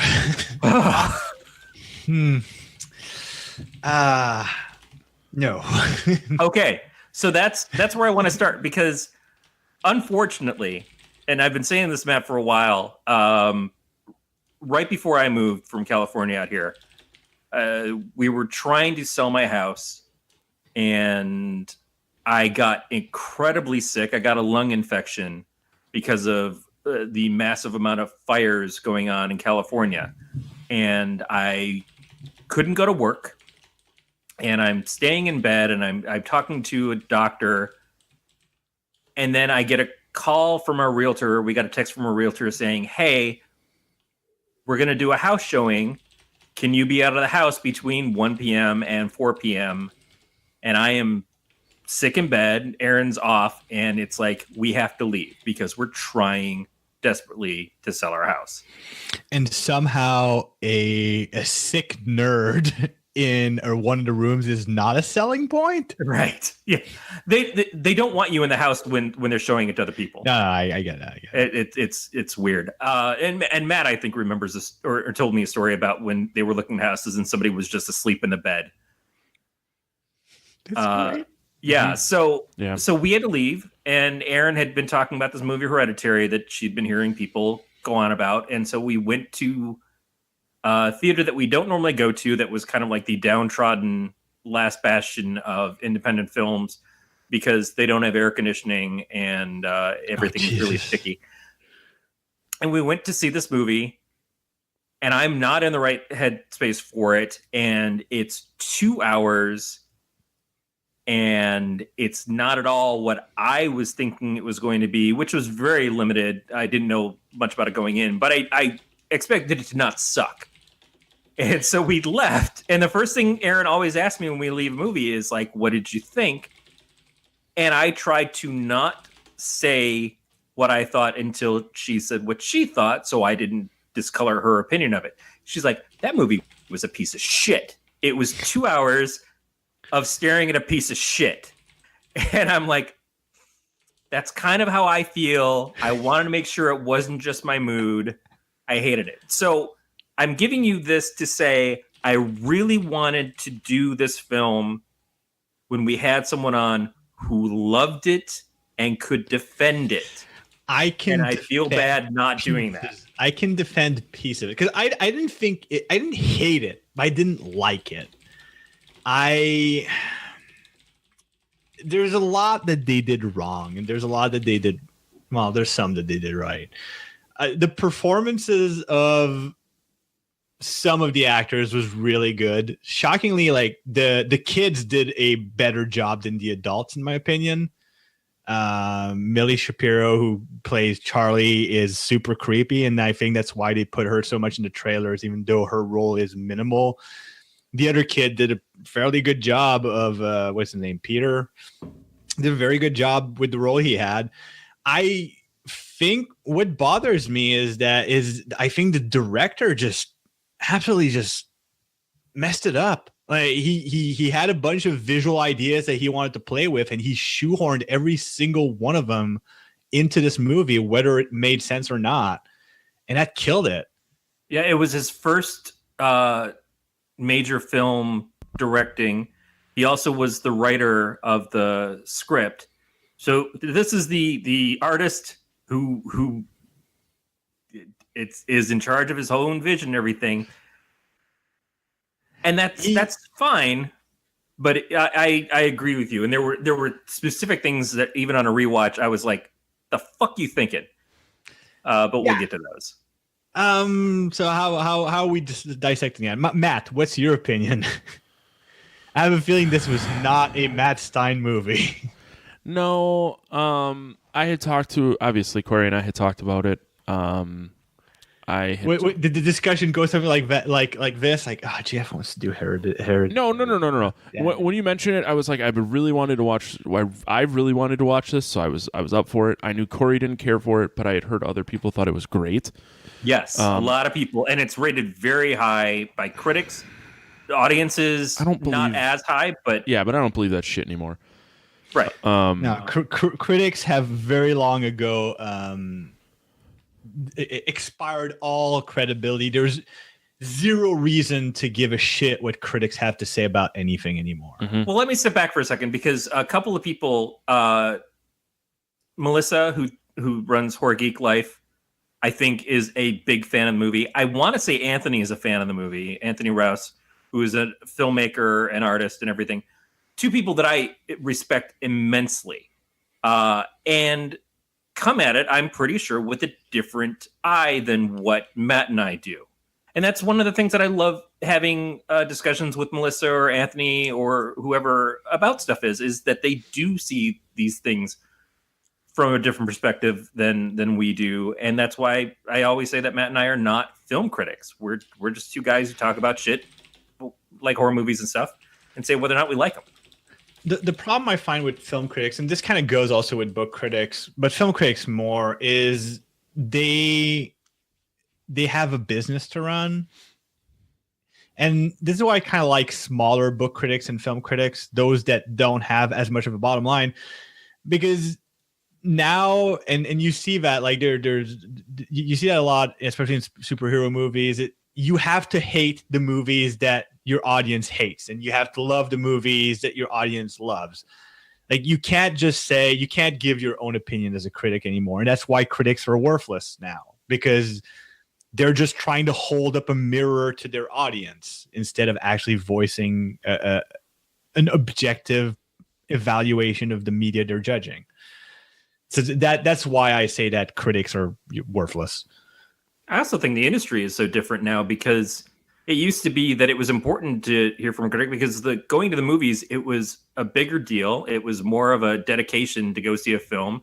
You would often get dressed up. You would base your entire evening around it. And there weren't so many different things to see that, and you didn't have like the 2-month stopover between it being out in the theater and showing up on video on demand or on DVD. So it's like, okay, I'm going to go see Venom, but I really want to make sure that Venom's good if I'm dedicating my time to this, as opposed to, I don't know, that Nutcracker movie that came out. I want to know that this is the right choice. And now it's like, well, fuck. I don't care which one I see, because it's just going to be killing time for a couple hours, eating some popcorn and coming home and watching something probably better on Netflix than both of them. And we're also in a place where if I want to know, let's say if I'm going to enjoy Venom, I can ask specific forums of people who have tastes like mine, did you like it? And if they liked it, I might like it. Meanwhile, some critic that works for a newspaper or a website or Ain't It Cool News or some other piece of garbage, their opinion doesn't necessarily fit with what I culturally like to enjoy. It's just, it's a film school opinion. How do I care about your film school opinion? I might be looking for something that's elevated and very, very deep and like layers of meanings. I love these kind of movies, but also I might just want to shoot the shit and watch Venom kill people. And unfortunately, critics right now are unqualified to do that. Even if they're smart enough, good enough writers, and they know their shit enough to do a good job, they don't have an incentive to do a good job because they need clicks. So anyways. Well, I want to point out that both Melissa, Anthony, our friend Tori, who also works for a bunch of different horror writing sites and stuff like that, I don't want to say that they like the movie or not, but they are people that even if I disagree with them, I 100% trust them personally, because I think that they're horror fans, and what they're fans of kind of transcends a bigger type of film than necessarily like I like things that are like Cabin in the Woods. I like stuff that's a little bit funny. I like stuff that's a little bit weird. Matt likes stuff with wrestlers in it, and all of that's okay. And they, I think, look at stuff with a bit of a broader scope. But I believe them when they say that they love something, because I think they just love more stuff. And I think that's great. And here's the thing, like I probably would believe them too. I unfortunately don't know them. The people I don't believe is like, because you said like these are horror critics. Yeah, they're people who either make horror films, produce horror films, or review horror stuff like left and right, and certainly are trying to uplift the genre. But they're not just some dick on Kotaku who's trying to get a bunch of clicks. Is what I'm saying. Exactly. That's what I mean. Like, and that's what I mean. Like that, I can go to forums that specifically cater to the kind of critique I'm looking for. Is I can go to a website that evaluates. Like I can pick a critic that's specific to what I want, or I can diversify and go to a Facebook group that likes the things I like. Like there's so many other ways of getting an opinion about. And to a certain degree, that's why I kind of less want opinions about movies and more information about movies. Yeah. But anyways, back to... can I talk again, guys? Who are you? I don't know. You almost never want to have a conversation about this shit, so fuck off. Hey, I'll tell you what. I traded a lot of bottles of beer while you assholes were talking. That is weird. That's a true story. I don't remember where I was. Oh, good. You interrupted us with just the dark and stormy night. I had my penis in my hand. Okay, so it's a weird mantra. We haven't recapped yet, right? No, we haven't. Okay, so we're not at a specific part of the story. So my overall complaints to this movie: the acting is fucking terrible. I didn't think Toni Collette was awful. I don't know who that is. That's the main lead. The mom The or mom. the okay? Because I thought the son was a pussy. He's meant I to just be a the way he pussy. cried made me upset. I get it, man. Shit's going wrong. Maybe you shouldn't have smoked a bunch of dank ass weed and swerved for that deer and then lopped your sister's head off. Maybe you shouldn't have told her to eat fucking cake because So you you wanted could to smoke weed with the hopefully- pretty girl. Yeah, and I'm gonna get dank and try to get my dick wet. Yeah. Which was so it was really funny the way that panned out. So I'm gonna skip right to that scene when they're at the party and the chick is like just going to town on the walnuts. Alyssa was watching that part with me and I said, "Hey, it's a big pile of death," because she's allergic to nuts. And then he's like, "Hey, eat the cake," and then she's eating the cake and starts breathing. I'm like, "Oh my god, she's allergic to nuts," and she's like, "Or There's a she's couple of things. First of all, how fast was that cake made? That's when true. They're just chopping That's nuts. true. Yeah. Also, who chops their own nuts? Not only that, but who chops their nuts by playing it like a fucking snare drum? Also, Do you know what I'm saying? Like, who takes a knife and just like goes to town on it? no, there's a lot about the foreshadowing that was either weird or way too much in your face. Like the moment they mention, like the kid's eating chocolate, she was looking all weird, and it's perfect. And then like the mother goes, "Is there nuts in there?" It's like, well, that's going to be a thing. And there's a lot of these elements that are just, they're not foreshadowing in a subtle, interesting way so much as just like immediately telling you this is going to be a thing in the story later.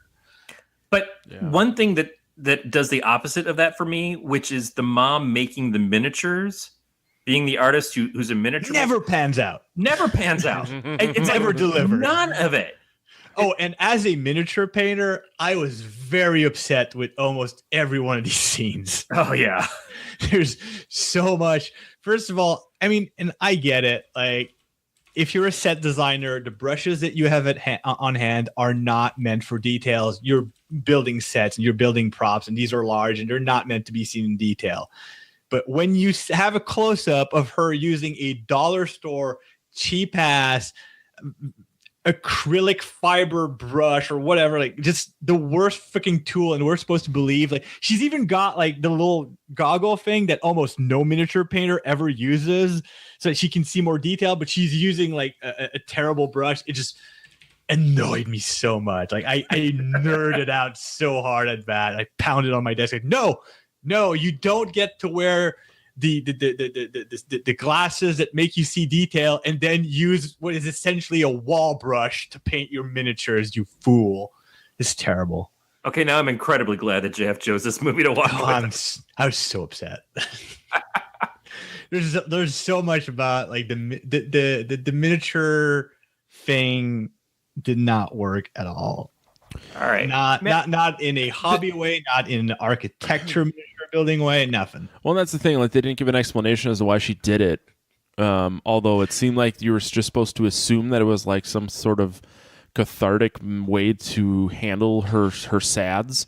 Well, she's supposed to have a gallery opening, so I assume that this is it's an art. Like, she's not doing this as actual recreations. It's art. Yeah, but all of it is based around her own life. So everything that she's doing for this gallery opening thing is the stuff in her life that she's seeing, which I don't understand how, especially because her mom had just died at the beginning of this. They just go to the funeral, but she's already got this thing planned out, and it's all going to be about the things of her mom in the hospital dying or when her daughter is killed. It just keeps like reflecting what is happening to her in the current. And I'm like, well, that can't be what the plan was going in.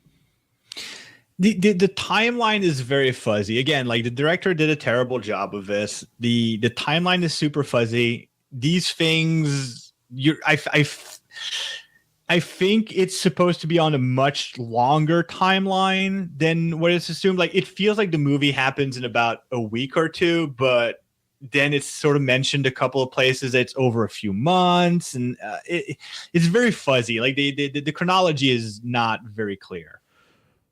And the acting is terrible. I did not hate, like I said, like the two I say, I didn't think the kids did a bad job with the acting. I don't know. The son just looked stoned all the time, which I know he's supposed to be a kid who gets high, but that's the only look he has is being just non-reactive. My favorite line in this movie was, "Don't look at me with that face on your face." Right. Yes, but that's screenwriting, and that was bad. And I don't think the lead, like the Steve and Annie, the two adult main characters, did not translate. I think the guy who played Steve had a couple of act out moments that were okay, but generally speaking, like his character was very, very bland and in the background, and it was difficult to relate or understand him at all. Yeah. There were several points in the story where how did he not call like an ambulance and have his wife committed like immediately? How, like, especially like they mentioned that there's an incident of her sleepwalking and almost killing herself and her kids, and the moment she starts acting out, nothing is said. Like, it's like, oh, I don't know, we'll pass over. I guess she's just upset about her mom. It's like, no, it's none of that is believable, and you don't feel any emotion from him. The other crazy old lady, she was convincing. She did a good job. Like, it's really like the two main adults, like Annie and Steve, that just didn't really. I forgot, as far as the acting, didn't do well. I forgot Corey warned me about all the dick. Until all the dicks showed up. I clapped when I saw the dicks because I thought, Matt's watching dicks. Well, I was like, he must be so upset. Dude, it was like 9, not even 8:30 in the morning. And I'm watching this, I'm like drinking coffee. I'm like, oh, there's this weird guy, and there's a dick. I'm like, oh my God, there's a dick. And he's just standing in the dark doorway, smiling with his dick. And then it just like continues on, and then it's just like, random dick on the wall, gonna clap my hands. I don't mind that, but it added to the unnervingness in the end scene of there's all these people just kind of creeping around, and they're just waiting. They're just waiting for this to happen, but you have no fucking idea what's happening. And I'm gonna finish the movie without having gone through all the rest of it by saying, how did you feel about the very final scene of everything's happened, it's culminated, Charlie's now for some reason in the body of her brother because that had to be a case to summon up this demon that she's also, so she'll click at things with her tongue. But in that last scene is someone telling Charlie in Peter's body from off screen, what the fuck just happened? And then everybody's screaming, hail Payran or whatever. From off screen, you're just looking at this kid's face and having the whole plot explained to you in the last 2 minutes to kind of like give you a closure of, yeah, shit actually happened. You didn't get to see any of it, but fuck, there you go. It's my impression, and this is a lot of the movies like that, is wouldn't it be creepy if we did this and they did it?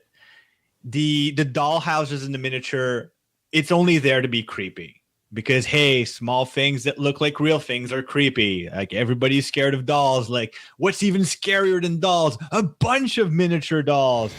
And oh well, wouldn't it be creepy if the mother like was on the ceiling watching her son discover her burnt husband? Yeah, there's no foreshadowing of that. There's no explanation as to why she's able to do that all of a sudden. Wouldn't it be creepy if she banged her head on the attic door, like, which is visually very cool. All of it is visually cool taken on its own. Like, even like as upset as Matt is, like, even having a bunch of old people in the shadows with their dicks hanging out or tits hanging out, like, it's weird. Very weird and unsettling. And good job on that. You got to look at their knees to see it. But the thing is, it's all disjointed and it's not stitched together in a way that's entertaining. It's creepy as its own little thing because at some point the writer-director had that idea in the shower that, hey, if the headless body floated into the treehouse, wouldn't that be weird? I guess. Yeah, should we call But this movie why? triple header, by the way? Because all three female people in that lineage lost their heads. Yes. Why isn't that explored more? Why don't they play with that? Because Like, that's I don't interesting. understand. Was the mom's head chopped off after she was dead? Right? She had her head in the funeral, Yeah. and so they chopped off her head, and then the mom cuts her own head off. Again, a very visually creepy scene, but makes no sense as to why she's doing it. And Charlie's head is the only one that came off while she was still Charlie, presumably, and in an accident that we don't know if the accident was caused deliberately or not. We have to assume that it was, because otherwise none of this shit fucking happened. But here's the thing. Of all the deaths, it's the only one that's actually accidental. Right. There's nothing like if it is not accidental and we're supposed to say, oh no, this was the cult's plan, then there's no hints of that. There's no foreshadowing. There's no Chekhov's cult thingy going on. Like it's a death that's just a series of unfortunate events. And there's nothing that shows that they did that they were able to make that happen. Nothing that shows the power that they have. Oh, we planted we figured out that she was going to eat nuts at this party that she wasn't supposed to go to. And then we figured out that he was going to drive back and then suddenly see a half-dead animal on the road and swerve and just happen to hit her pole while she's got her head out trying to breathe.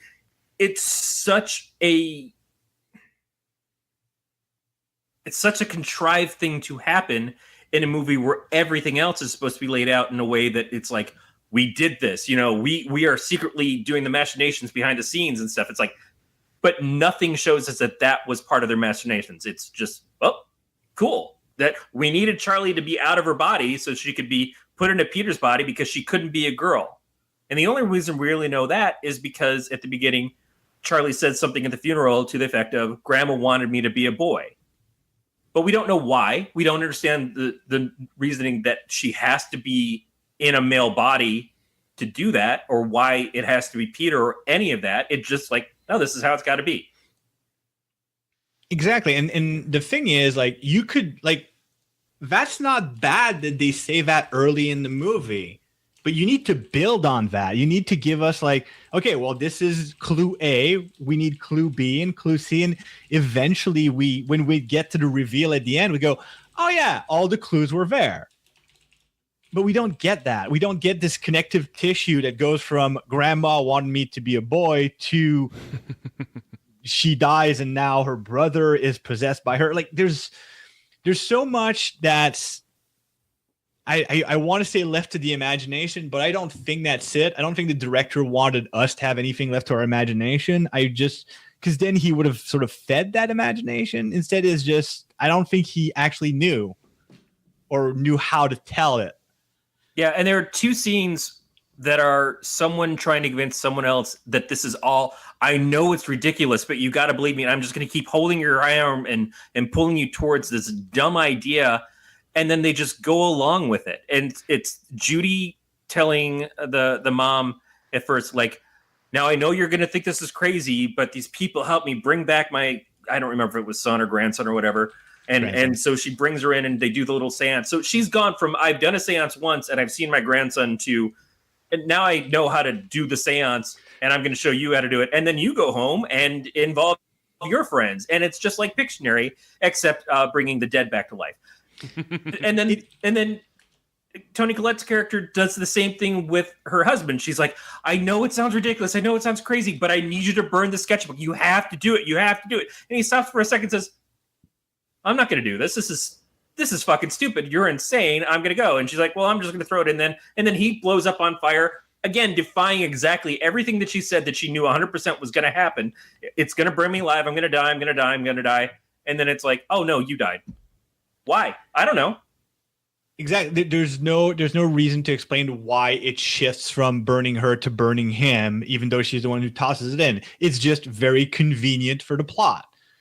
And one of the things that bothers me as far as screenwriter and directorial decision making, both times that the ritual is performed for the first time, either by Judy or by Annie, it happens off screen. Like when she contacts her grandson, like, oh, we did it, and now I can show you how, but we never see how she did it. And I guess that's fine because she's not a main character. But why didn't she bring them? Like, there's a whole cult of these people. Like, why did she not bring her to see other people? And then Annie does the ritual on her own, which I feel would have been interesting, maybe informative, especially if she does it with the cult people. Like, there's a lot of opportunities to give us some of the information that we were just lamenting that we didn't get. And these opportunities aren't taken advantage of, and it makes the film suffers for it.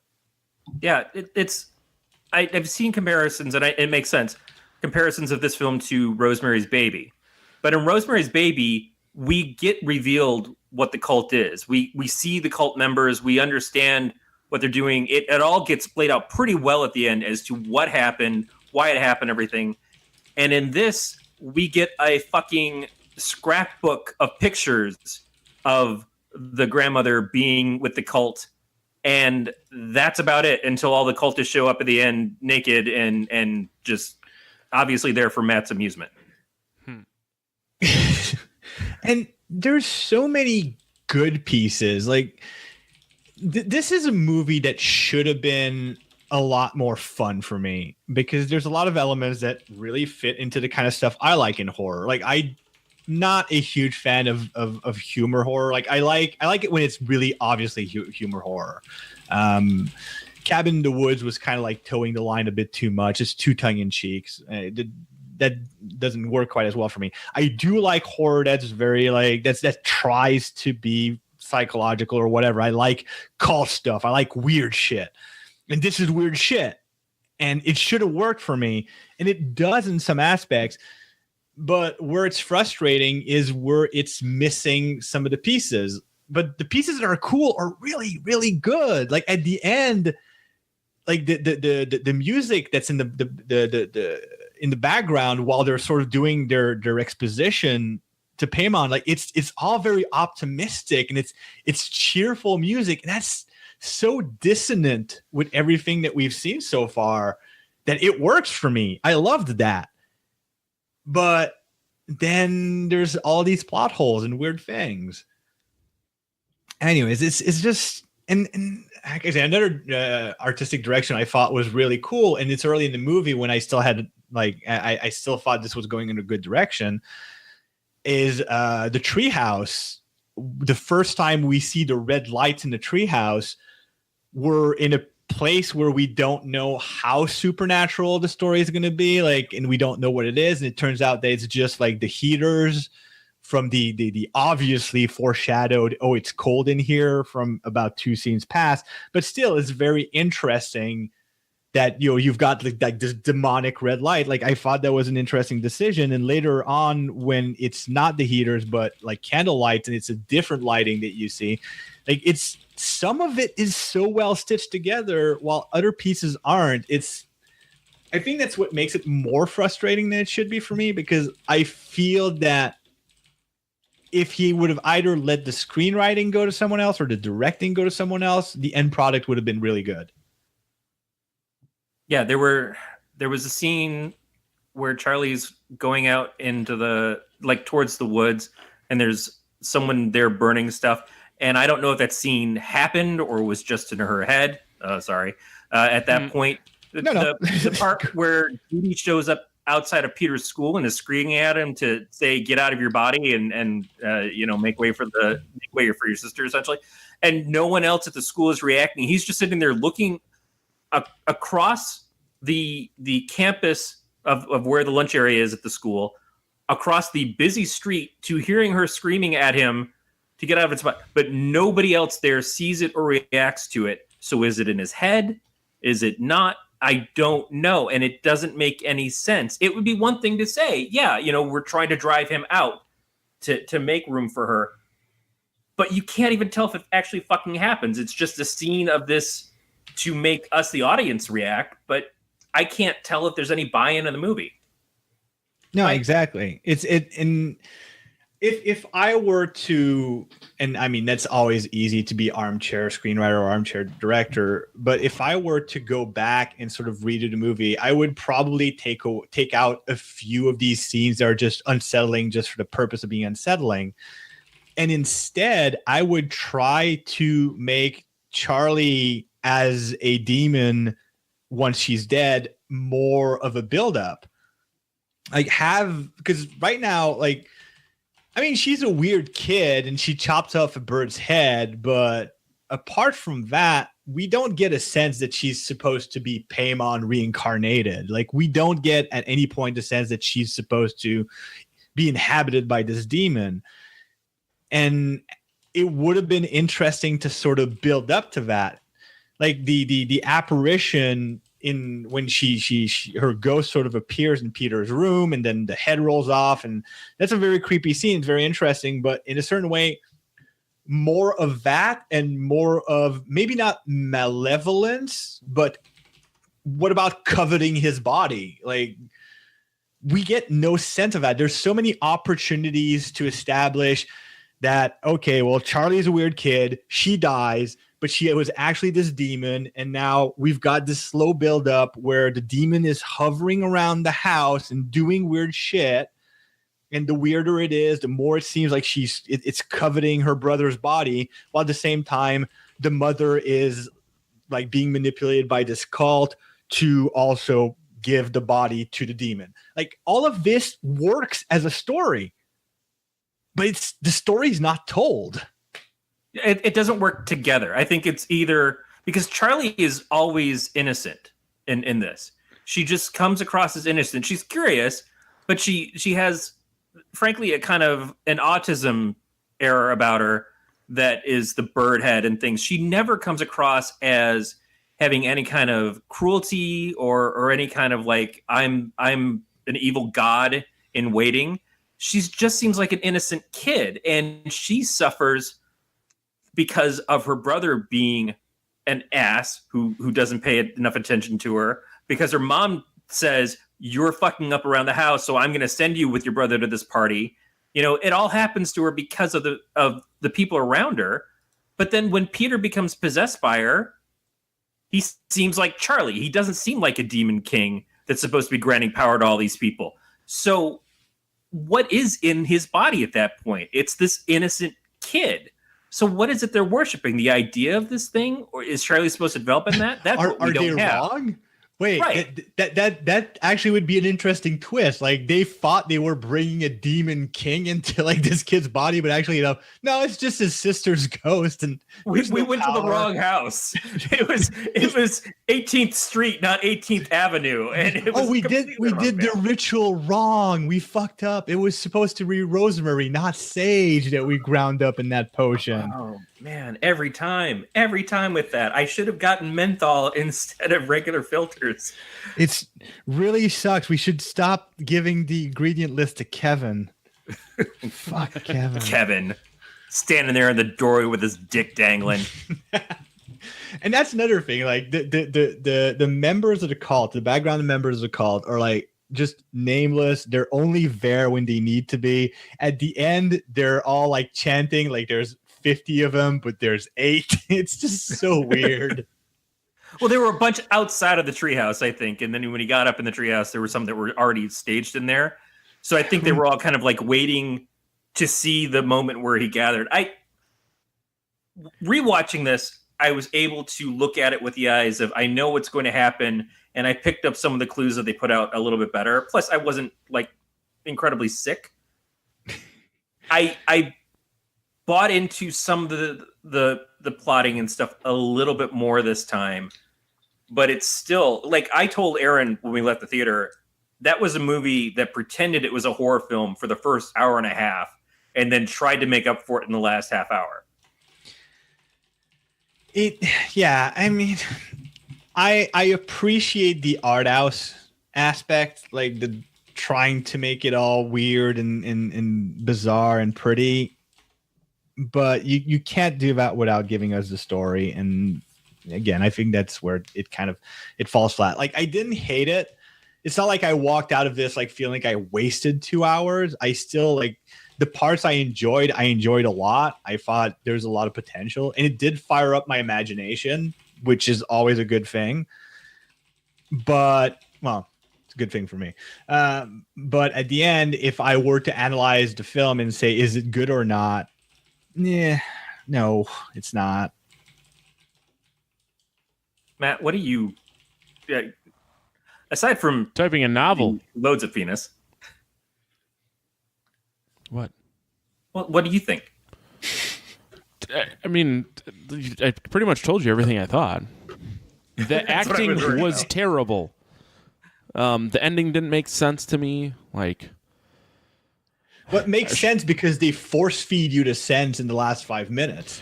Well, I thought the ending was stupid. Like, yeah, I don't know. I don't like how it ended. I don't like how it was 90 minutes of like cloak and daggers, and then 30 minutes of being like, here's every answer to any question you may have had. Like, yeah, it just yeah, that's exactly it. Is that it's an hour and a half of it's not a movie about a cult to it's a movie about a cult, and it's not a movie where we have things that are happening to us that it makes sense now that it's a cult that's doing it, because it never makes sense that they did that. It just becomes this other thing. It transmogrifies. Maybe it was the Charlie Peter conundrum of like, well, it used to be Peter, but now in this last hour, it's Charlie.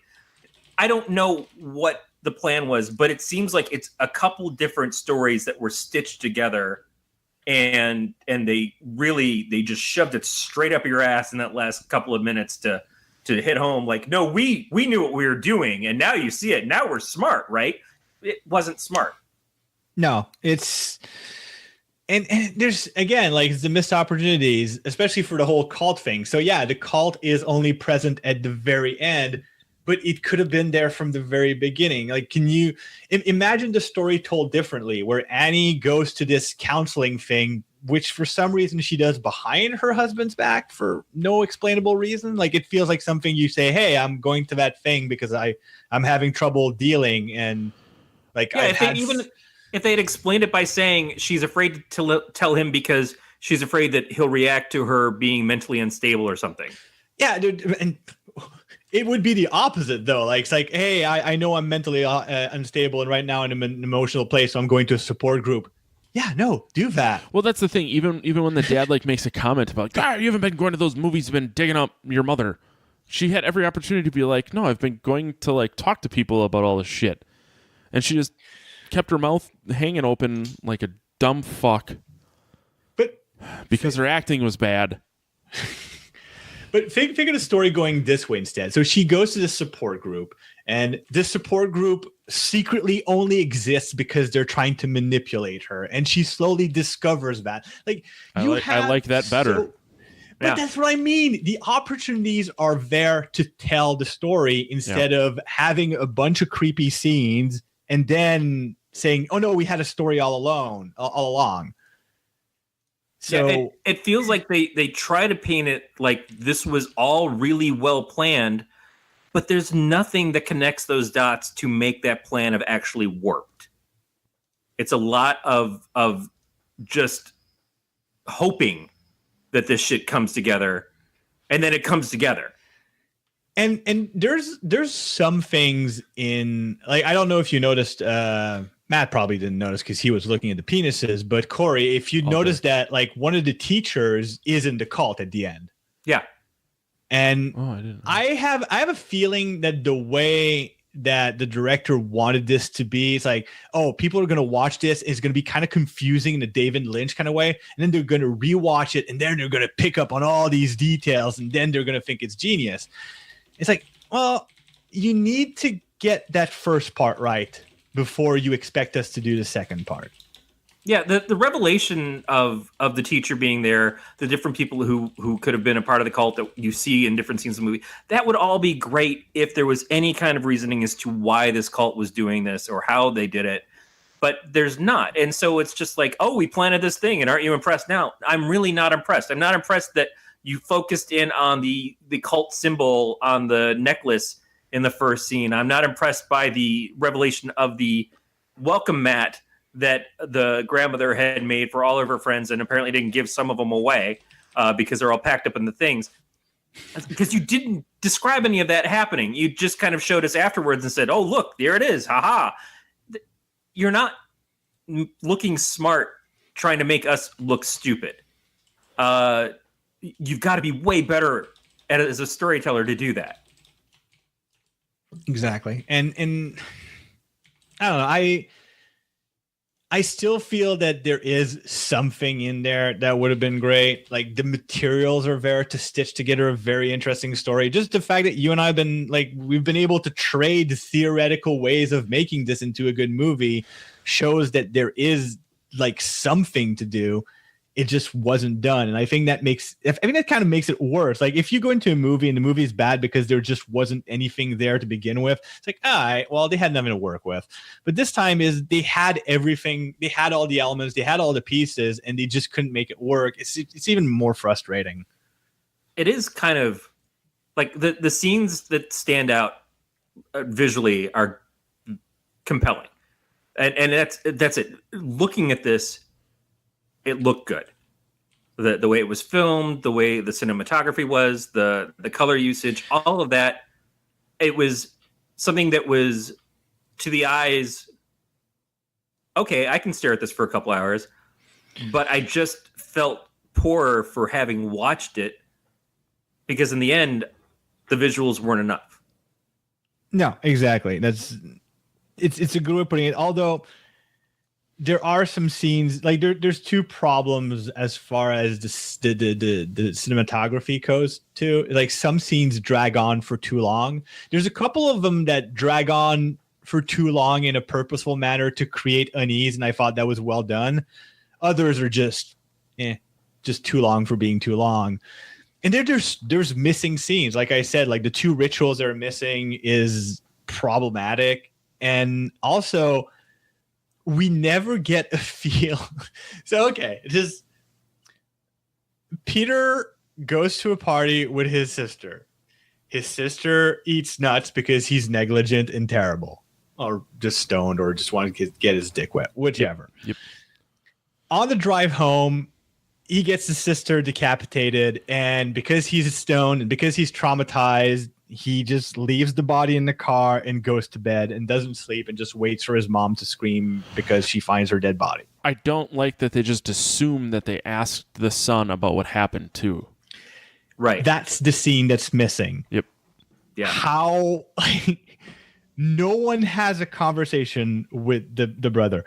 No one, there's no point where there's an investigation. It's like, oh, wait, you were under the influence when this happened? Yeah. Right. Although he never cleared that bong, so I can't imagine he got very high. Or so I read on the internet that you clear the bong when you're smoking it.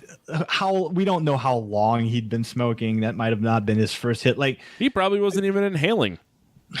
Probably it's not. That stupid face on his face. Material. Yeah. No, but that's right there. What you just described, the kills his sister, comes back, waits for the mom to wake up and react because he can't deal with it. He's just emotionally so fucked up at that moment. All of that, I think, is the basis of a really good movie, and being haunted by that, the whole family having to deal with the fact of that happening. It's not a traditional horror movie. It's an emotional wreckage of a horror movie, but it makes a really compelling horror film. And even if you want to toss supernatural elements, and even if you don't want to focus on that, just showing us how, because it's weird because it's a movie that goes out of its way to create uncomfortable scenes, like just like the long ass minute where he's in the car and just can't bring himself to look into the rearview mirror. That's well done. That's super creepy. It's effective as hell. Also, the scene where he's sitting in school and he looks up and he sees the rearview mirror with the headless body in the backseat. I like that. Yeah, it's a movie that doesn't seem to shy away from showing us, hey, this is really uncomfortable. Here, look at it. Yeah, and it's horrifying. And one of the more horrifying scenes they could have done is the confrontation between the parent and the son's like, what the fuck happened to your sister? And now they steer clear from it. And we have no idea how that family dealt with that extremely traumatic moment in their lives. Well, they have shitty dinners. Fucking terrible. And the mom, The worst scene in the movie. the mom is looked like as the most horrible person in the world because she's pissed off at her son for killing his sister and not fucking owning up to it. Well, Mom, what do you have to say now? Well, I say we should go for a fucking ride. Yeah, we should maybe have a discussion as to what the fuck happens. Like, you forced me to take her. I didn't force you to fucking kill her. I said take her to a party. Like, you're the one who said it was a school thing. Like, none of that dinner scene doesn't make sense. It's weird, and it's not the uncomfortable I was just talking about. It's just uncomfortable as an unbearable. And Matt's right. Like, the dialogue in that scene is just the worst. I didn't like the way he was pulling the meat off of his chicken. That fucking drove me nuts. I don't like the way he was using a freaking butter knife to cut his meat. I think pulling the meat off the chicken is a euphemism for the guy in the doorway at the end of the movie. Why is that guy such a puss? What, the kid, Peter? Yeah. Why is Peter a puss? Why, did you want him to be like a strong Schwarzenegger type of No, I don't know. Like, I get it. You're probably what, 17?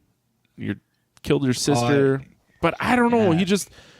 He was 16 and she was 13. Oh, 16. Okay. That's what I read. Does she look 13 compared to his 16? No, she's only 16 in real life. Sidebar here. Well, I had to look her up because my wife was like, "Isn't she like 45 in real life?" Which she's not. She's 16. Was there another movie that involved some sort of clicking sound? Because Alyssa claims she swears up and down that she had already seen this movie, and I'm like, I have not. So if you saw it, it was with your other boyfriend. I mean, there's a lot of clacking and stuff in like the Grudge movies. Well, there's that, and then there's the clapping in The Conjuring. Right. That one, that's what I mentioned, and I don't know. She's staring at her phone for the majority of the movies anyway, so... Then she's smarter than all of us. Well, you know...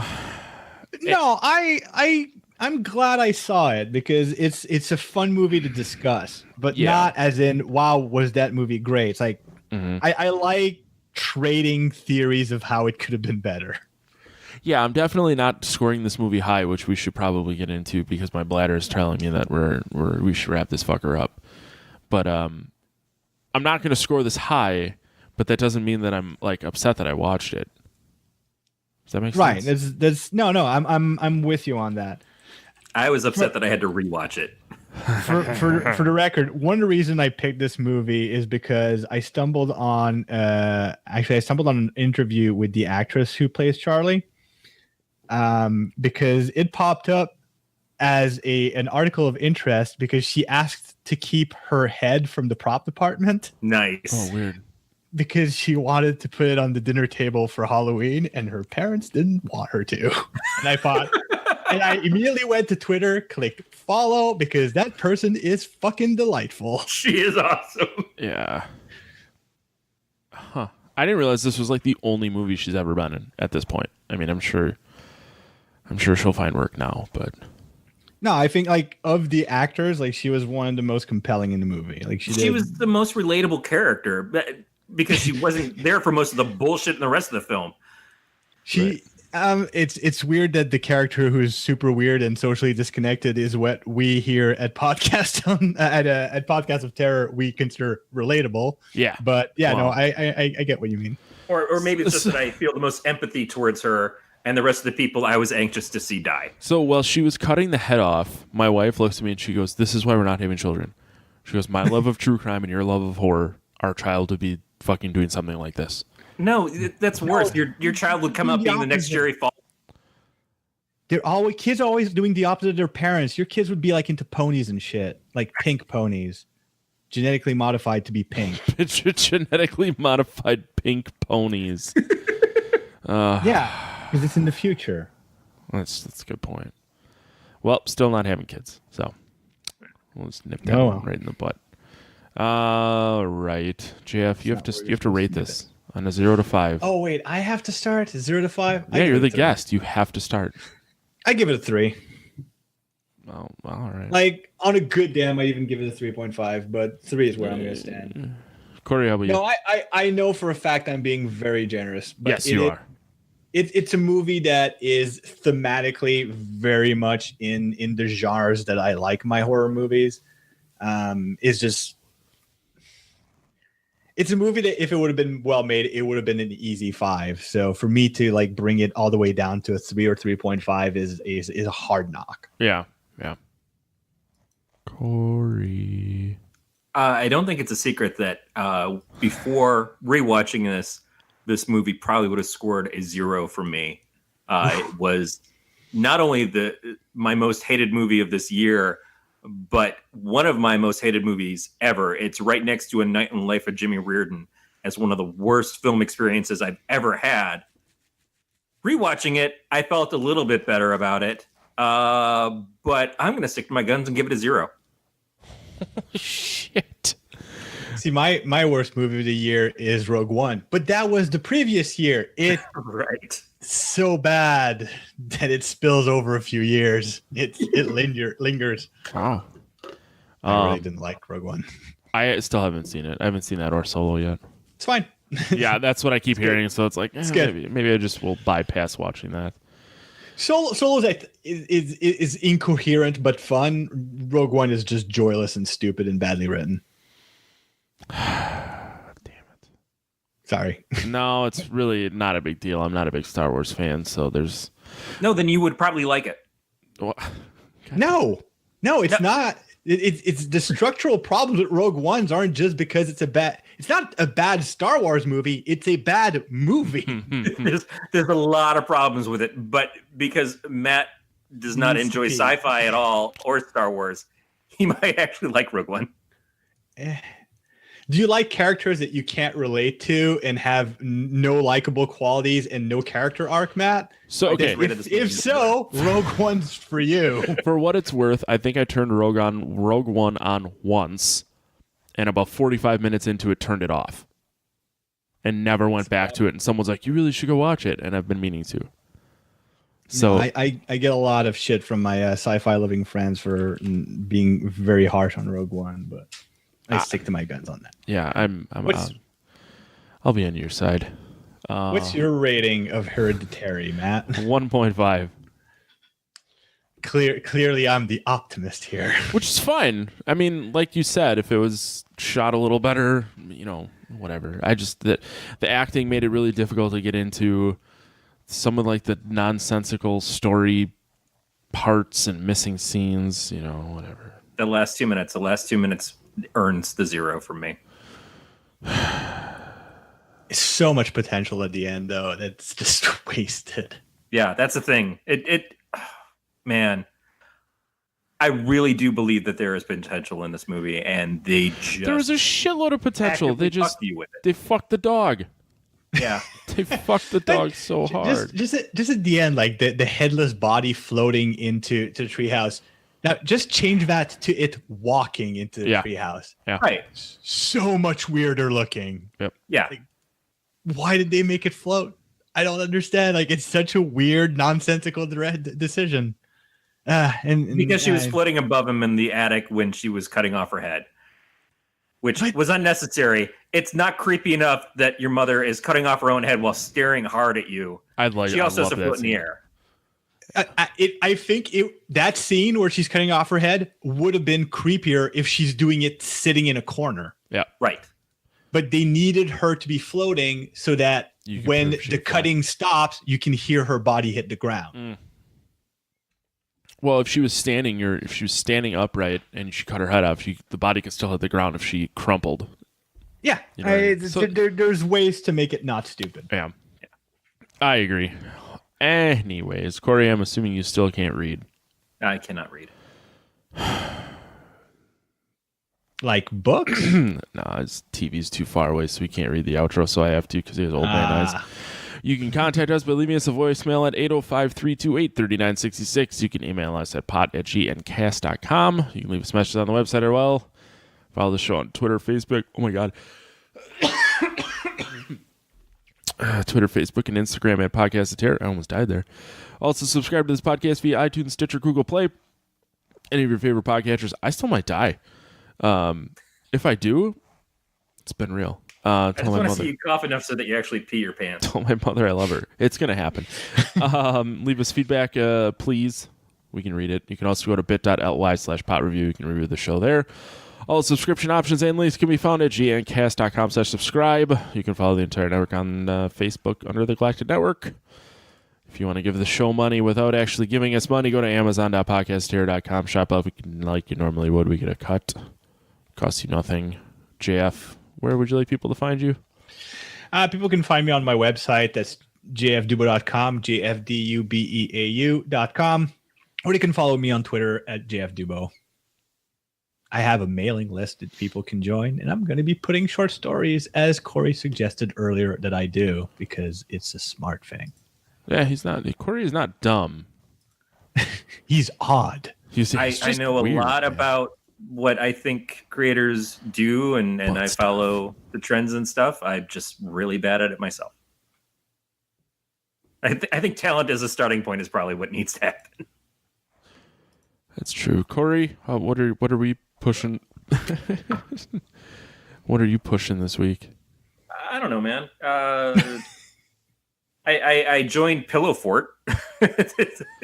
What is? Wait. What's Pillow Fort? Okay, so there is the Tumblr exodus going on right now because Oath, which is under Verizon, owns Tumblr and all the other Yahoo shit, and apparently it was overvalued by somebody, being counter. And so they said, we don't want to have adult content on Tumblr because they have no understanding of what Tumblr is.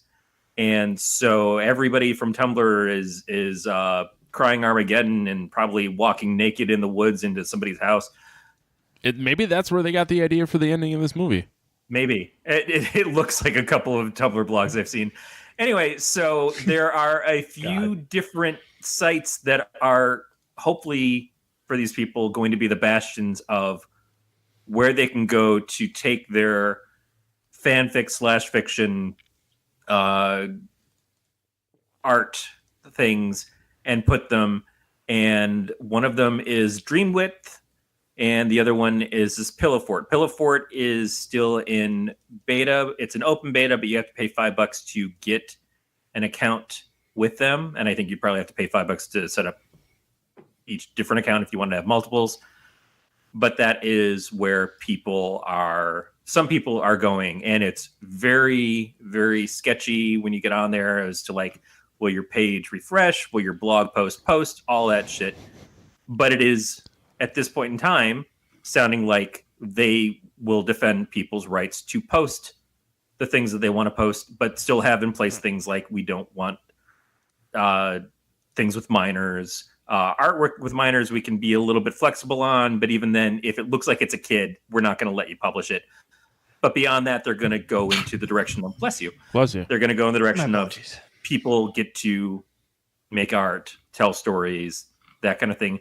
Post nudity if they want to. There's NSFW tags and things. So I didn't go to it for that. I liked LiveJournal. When Aaron and I met, I had started a LiveJournal when that was the new shit. I was an early adopter. I got a permanent account for $100 at one point, and it was, where I did my daily diary thing and met a lot of friends there that I'm still friends with people now that have moved to MySpace and Facebook and everything else. And LiveJournal is kind of problematic since it got bought up by a Russian company and blocked a lot of the same things Tumblr's blocking, but just also in general, the company is kind of sketch. So what I find I'm missing in social media is that the stuff now is post memes, post pictures, argue, post news stories, all that stuff. And I'm not saying that the other things don't do that too, but what I missed was the actual, either being able to write whatever I wanted and just have a post and ignore everything, or have actual conversations with people. And I don't think that Twitter or Facebook, certainly not Instagram, but it's a completely different thing, is helpful in people having actual conversations. So this was something to try out to see if maybe it is. And right now, I'm following a couple people. I've got a couple people who just started following me, but I'm just posting to it like I used to post to LiveJournal because that's what I wanted. And yeah, pillowfort.io. Not saying look for me. I'm just saying if you're looking for a new or old blogging experience, could be a place. Interesting. I kind of curious what happens if you accidentally go to Pillow Fart. You find happiness. And probably your future child who is pink and a unicorn. I'm not going to say that. I don't want to offend anyone. Aw. But Matt, if people were looking to be offended by you, where could they find you? You can find me on Twitter and Instagram and Untapped. I'm at the Lifeguard. Yeah. I don't really post much. I have gotten so many weird people I've never met friend me on Facebook, and they're all band people, and I feel like if I don't friend them, they're never going to ask us to play, so I have to friend them. I don't like being pressured into friendship. At least it's not people who just want to friend you to play games anymore. That was the big thing. Like, everybody wants to be your friend for Farmville. I never played Farmville. Every few years, it's a different thing. That's true. Next week, we're going to be doing The Curious Creations of Christine McConnell with JF. Any guesses? I'm going to guess it's Amy Frost. I don't know if you knew that was already happening or if just by the fact that it's a Netflix show about someone who makes Halloween decorations, I think. It's a Netflix show. If it's Amy Frost's Netflix show. If she had a show, that is a really good way to that's a really good fucking way to describe that. It's even better than that. Not better than Amy Frost, obviously, but it's more than just a crafting show with Halloween themes. It's so good. Is it really? I love it so much. Yeah, I'd seen the ad for it, and she's like, "Well, can we do it?" I'm like, "I don't fucking care. If you want to do it, we'll do it." Like, that's why I ask you. Look, you're gonna go in. You're gonna go. I don't know. This is weird, and then there's gonna be things said, very subtle things, and you're gonna go, "Oh no, okay, I get it. I'm in." And it's gonna be weird. Okay. You think it's for kids because there's puppets. Yeah. But no. And it's great. It's the best. All it's right. all very subtle and awesome. Well, that made me a little more excited for this. It's cheesy though. Like, don't expect it to be like super. How's the acting realistic in it though? It's they're puppets, man. Wow, is it better than Hereditary? It's better than most of the main cast of Hereditary. Yes. Okay. Good. One of the puppets yells at the other puppet not to make that face with their face. Yes. Yeah, balls deep now. All right. That's going to do it for another episode of the Podcast Terror. We will talk to you guys next week. Stay scared, everybody. Requiem.